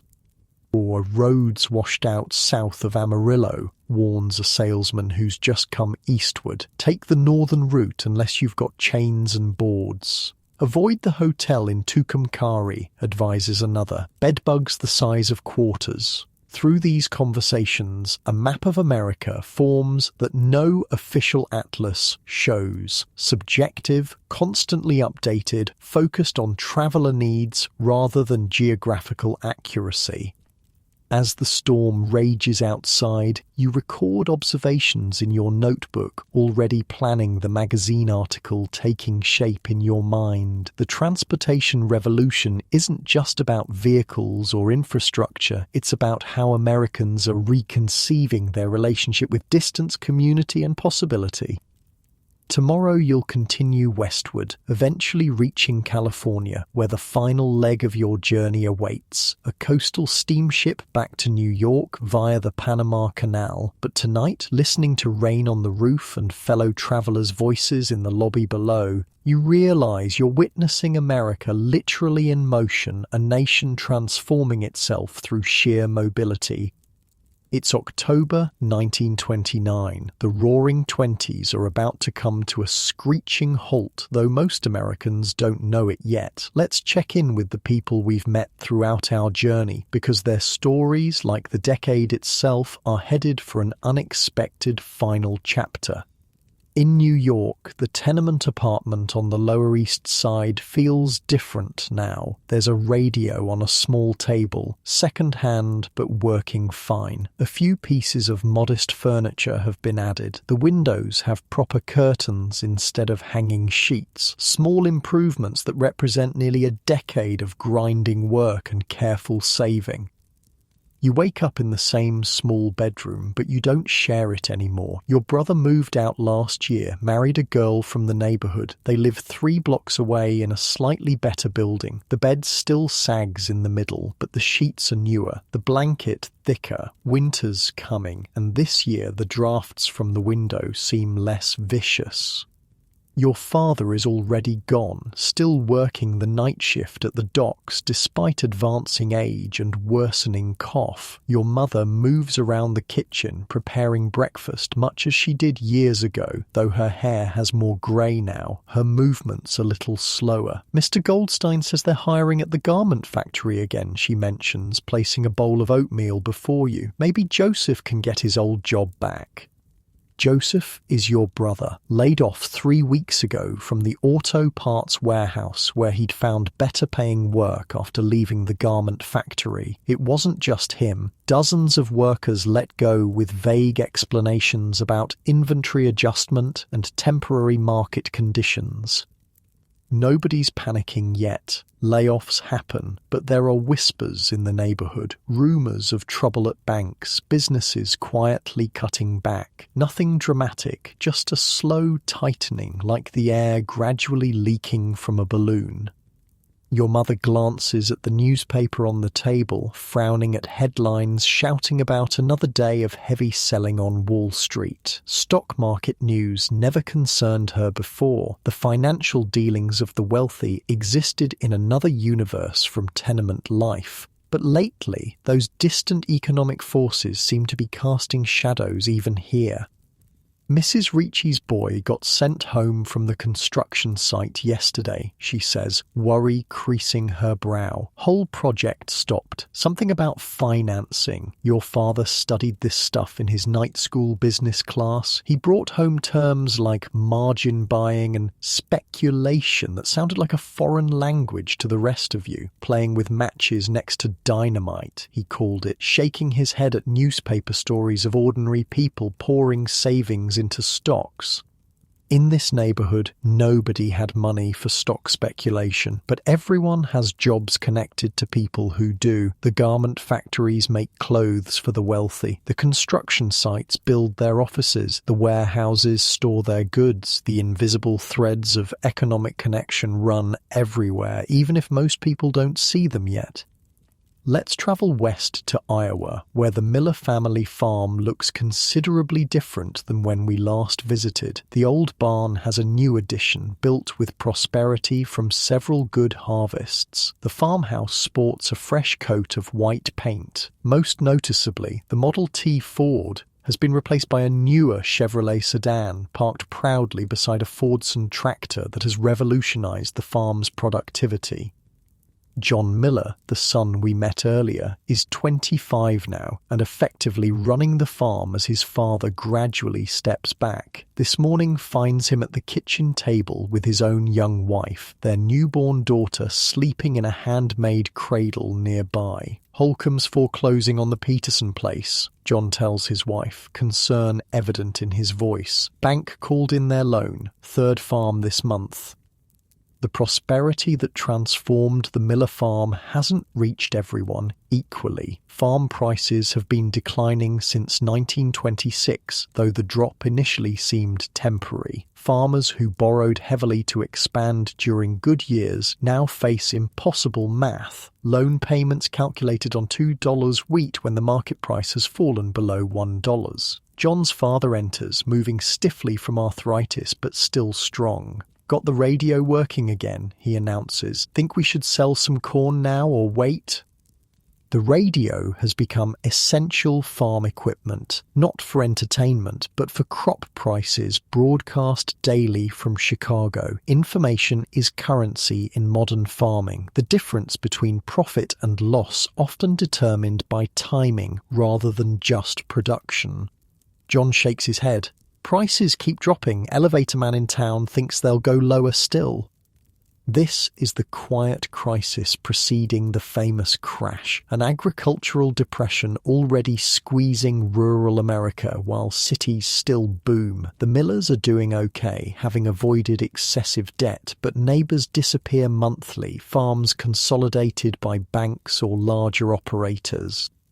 The family Chevrolet, once a symbol of rural America joining the transportation revolution, now serves practical emergency duty. Last week, John drove the Petersons and what possessions would fit to the train station. They're heading to California, joining an exodus that will become a flood in coming years. The farming family looks at their radio. The technology isn't just entertainment for them. It's literally financial survival, market reports, weather forecasts, crop predictions. This information flows instantly across America now, tying farmers in Iowa directly to trading floors in Chicago and New York. When those markets hiccup, the vibrations reach farmhouse tables with frightening speed. In Millerville, Pennsylvania, our small-town teenager Sarah is now a young woman of 22, recently graduated from normal school and teaching first grade in her hometown. Her childhood bedroom remains largely unchanged. Movie magazine clippings faded on the walls. Victrola, gathering dust since radio became the preferred entertainment. She descends to breakfast, where her father reads the newspaper with unusual intensity. The headlines scream about market volatility. The Dow Jones down nearly 40 points yesterday, nearly 10% of its value, followed by partial recovery. "What does it mean?" Sarah asks, pouring coffee. Her father manages the hardware store, but like many middle-class Americans in the late 1920s, he's begun dabbling in stocks. Nothing major, a few $100s of carefully saved money invested on tips from customers and radio financial programs. "Probably nothing," he answers, but his tone lacks conviction. "Market goes up and down, always has." But the worry lines on his forehead tell a different story. The radio financial experts whose advice he trusted have been increasingly contradictory lately. Some urge buying this temporary dip, others suggest caution. Yesterday, a prominent banker on the Collier's Hour radio program counseled listeners to avoid panic while carefully avoiding specific predictions. After breakfast, Sarah walks to the school where she teaches. Main Street looks prosperous, shop fronts freshly painted, new automobiles angle parked along the curb, window displays showcasing the latest fashions from Philadelphia and New York. Nothing visible suggests impending crisis. Yet subtle signs appear if you know where to look. The furniture store window that promoted easy credit terms last month now advertises special cash discount. The jewelry store has quietly reduced inventory. The movie theater has dropped prices for matinees, small adjustments, nothing dramatic. At school, Sarah overhears two other teachers discussing their husbands' investments. Frank's broker says to buy more while prices are down, one says confidently. It's just the big financial interests trying to scare small investors out of the market. The other nods uncertainly. That's what Harry thought too, but his cousin in New York says something's really wrong this time. These conversations repeat across America that October, uncertainty masked with bravado, financial experts contradicting each other, ordinary Americans trying to decipher complex market movements with limited information. The interconnected media landscape that spread jazz, movies, and radio serials now transmits financial anxiety with equal efficiency. Meanwhile, in Lake Forest, Illinois, the Harrington mansion appears unchanged in its manicured perfection. Inside, however, the atmosphere has shifted subtly. Howard Harrington, banking magnate and family patriarch, hasn't left his wood-panelled study for 2 days. Telephone constantly at his ear, financial newspapers scattered across his desk. His daughter Catherine, now 22 and recently married to Robert Abbott of the railroad fortune, visits with concern. The household staff move quietly, sensing tension without understanding its source. The family's 18 domestic employees continue polishing silver and preparing elaborate meals while their employer faces financial demons. "Father?" Catherine calls softly from the study doorway. Howard looks up, forced smile not reaching his eyes.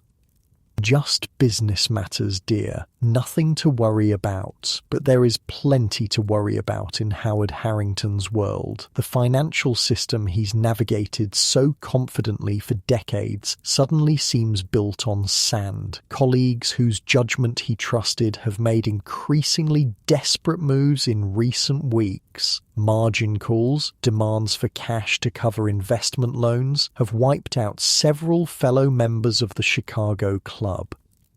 The wealthy inhabit the same volatile economic ecosystem as tenement dwellers and farmers, though with more substantial buffers against hardship. Howard Harrington won't lose his mansion if markets collapse, but his social position, business reputation, and self-image all rest on financial foundations now showing alarming cracks.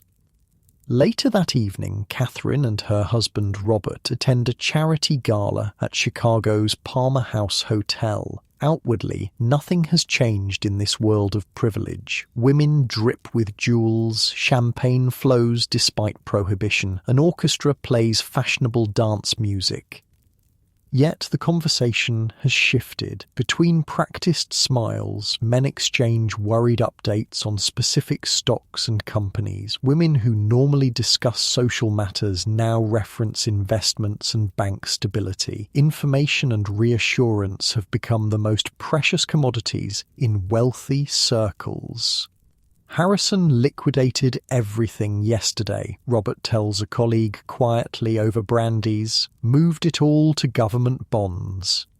Panic thinking, the colleague scoffs, but his eyes dart nervously around the opulent ballroom. Markets fundamentally sound. These ritual reassurances echo through the upper class that October, desperate affirmations of prosperity, while financial instruments constructed on speculation and debt begin their inevitable collapse. As Catherine moves through the glittering crowd, she overhears fragments of similar conversations everywhere. The wife of a prominent manufacturer mentions their cancelled winter trip to France. A banking associate of her father declines champagne, whispering something about conserving resources, small signals of retrenchment amid ongoing displays of wealth. And what about our journalist, last seen travelling Route 66 westward to document America's transportation revolution? He's back in New York now, sitting in the offices of Collier's magazine, arguing with his editor about the article he's submitted. It's too pessimistic, the editor insists. Manuscript pages marked heavily with red pencil. Readers want optimism about America's future, not warnings about financial instability. The journalist sighs. His cross-country journey revealed not just America's transportation transformation, but the economic fault lines now threatening to rupture. In California, he observed produce rotting on docks because farmers couldn't afford shipping costs. In Chicago, half-completed skyscrapers stood abandoned when financing disappeared. In small towns across America, bank closures left communities stranded without savings or credit. The transportation networks connecting America physically are remarkable, he explains patiently, but they're also creating new vulnerabilities. Financial problems spread faster too. What happens in New York affects Iowa overnight now. The editor remains unconvinced. Rewrite it. Focus on the achievements, the highways, the air routes, the automobile culture. Leave economic analysis to the financial pages. This conversation repeats across American media that fall, warnings muted, concerns downplayed, optimism enforced, even as evidence mounts that the decade's prosperity rests on increasingly shaky foundations. That evening, our journalist walks Manhattan streets deep in thought. The city pulses with energy as always, theatres illuminated, restaurants packed, fashionable crowds moving between entertainment venues. Nothing visibly suggests imminent collapse. Yet small signs appear here too. More men selling apples on street corners than last month. Help-wanted advertisements shrinking in newspapers. Luxury stores offering unprecedented sales. The whispered word recession replacing prosperity in overheard conversations. The journalist stops at a newsstand where tomorrow's papers already headline the day's market activity. Prices steady after recovery, bankers optimistic. The reassuring headline masks the day's extreme volatility and growing panic among financial insiders. Let's pull back now, seeing all our characters simultaneously across America on this October evening in 1929. They don't know each other, they live in different worlds with different concerns, yet increasingly their fates intertwine through economic and media networks that bind Americans together as never before. In the New York tenement, a family worries about layoffs while preparing for bed, their modest improvements to daily life potentially at risk. On the Iowa farm, a young farmer calculates and recalculates numbers that refuse to balance, wondering how long they can hold out if prices continue falling. In small-town Pennsylvania, a schoolteacher helps her father track his modest investments by radio reports, both trying to decipher contradictory expert advice. In a Chicago mansion, a banker stares sleeplessly at financial papers, calculating potential losses that would have seemed impossible months earlier. And in a Manhattan apartment, a journalist rewrites his article to satisfy editorial demands for optimism, even as his observations suggest caution. None of them know exactly what's coming. Even financial experts don't predict the full magnitude of the crash that will begin October 24th, 1929, just days away, or the Great Depression that will follow. But they sense shifts and adjustments, the subtle tightening of economic conditions that precedes visible crisis. What makes this historical moment poignant isn't just impending financial disaster, but how the decade's transformations create both new connections and new vulnerabilities. The same technologies bringing Americans together, automobiles, radio, mass media, modern banking, will also transmit economic disaster with unprecedented speed and scope. The 1920s fundamentally rewired America, physically through transportation networks, culturally through mass media, economically through consumer credit and financial speculation, socially through changing norms and expectations. This rewiring created the modern nation, recognizable in its broad outlines despite nearly a century of subsequent change. When the stock market crashes just days after our story ends, these connections will ensure no community remains untouched. The tenement worker, the Iowa farmer, the small-town teacher, the Chicago banker, and countless others will find themselves participating in shared national experience unlike anything previous generations knew. Not prosperity this time, but its opposite. Yet the fundamental transformations of the Roaring Twenties will endure even through economic disaster. Americans who learned to expect mechanical refrigeration won't return to iceboxes. Families introduced to radio entertainment won't abandon it for silence. Communities connected by highways and automobiles won't revert to isolation. The expectations of modernity, once established, prove difficult to surrender. So, as you drift towards sleep in your comfortable bed, consider how those Americans of 1929 shaped the world you inhabit. Their automobiles evolved into your fuel-injected, computer-controlled vehicles. Their crackling radios became your streaming services. Their tenuous airplane routes grew into the global aviation network. Their department stores transformed into today's online retailers. The technologies change, but the human desires remain consistent for connection, for convenience, for entertainment, for mobility, for better lives than previous generations knew. The Roaring Twenties accelerated and democratized these possibilities, making previously elite experiences accessible to millions.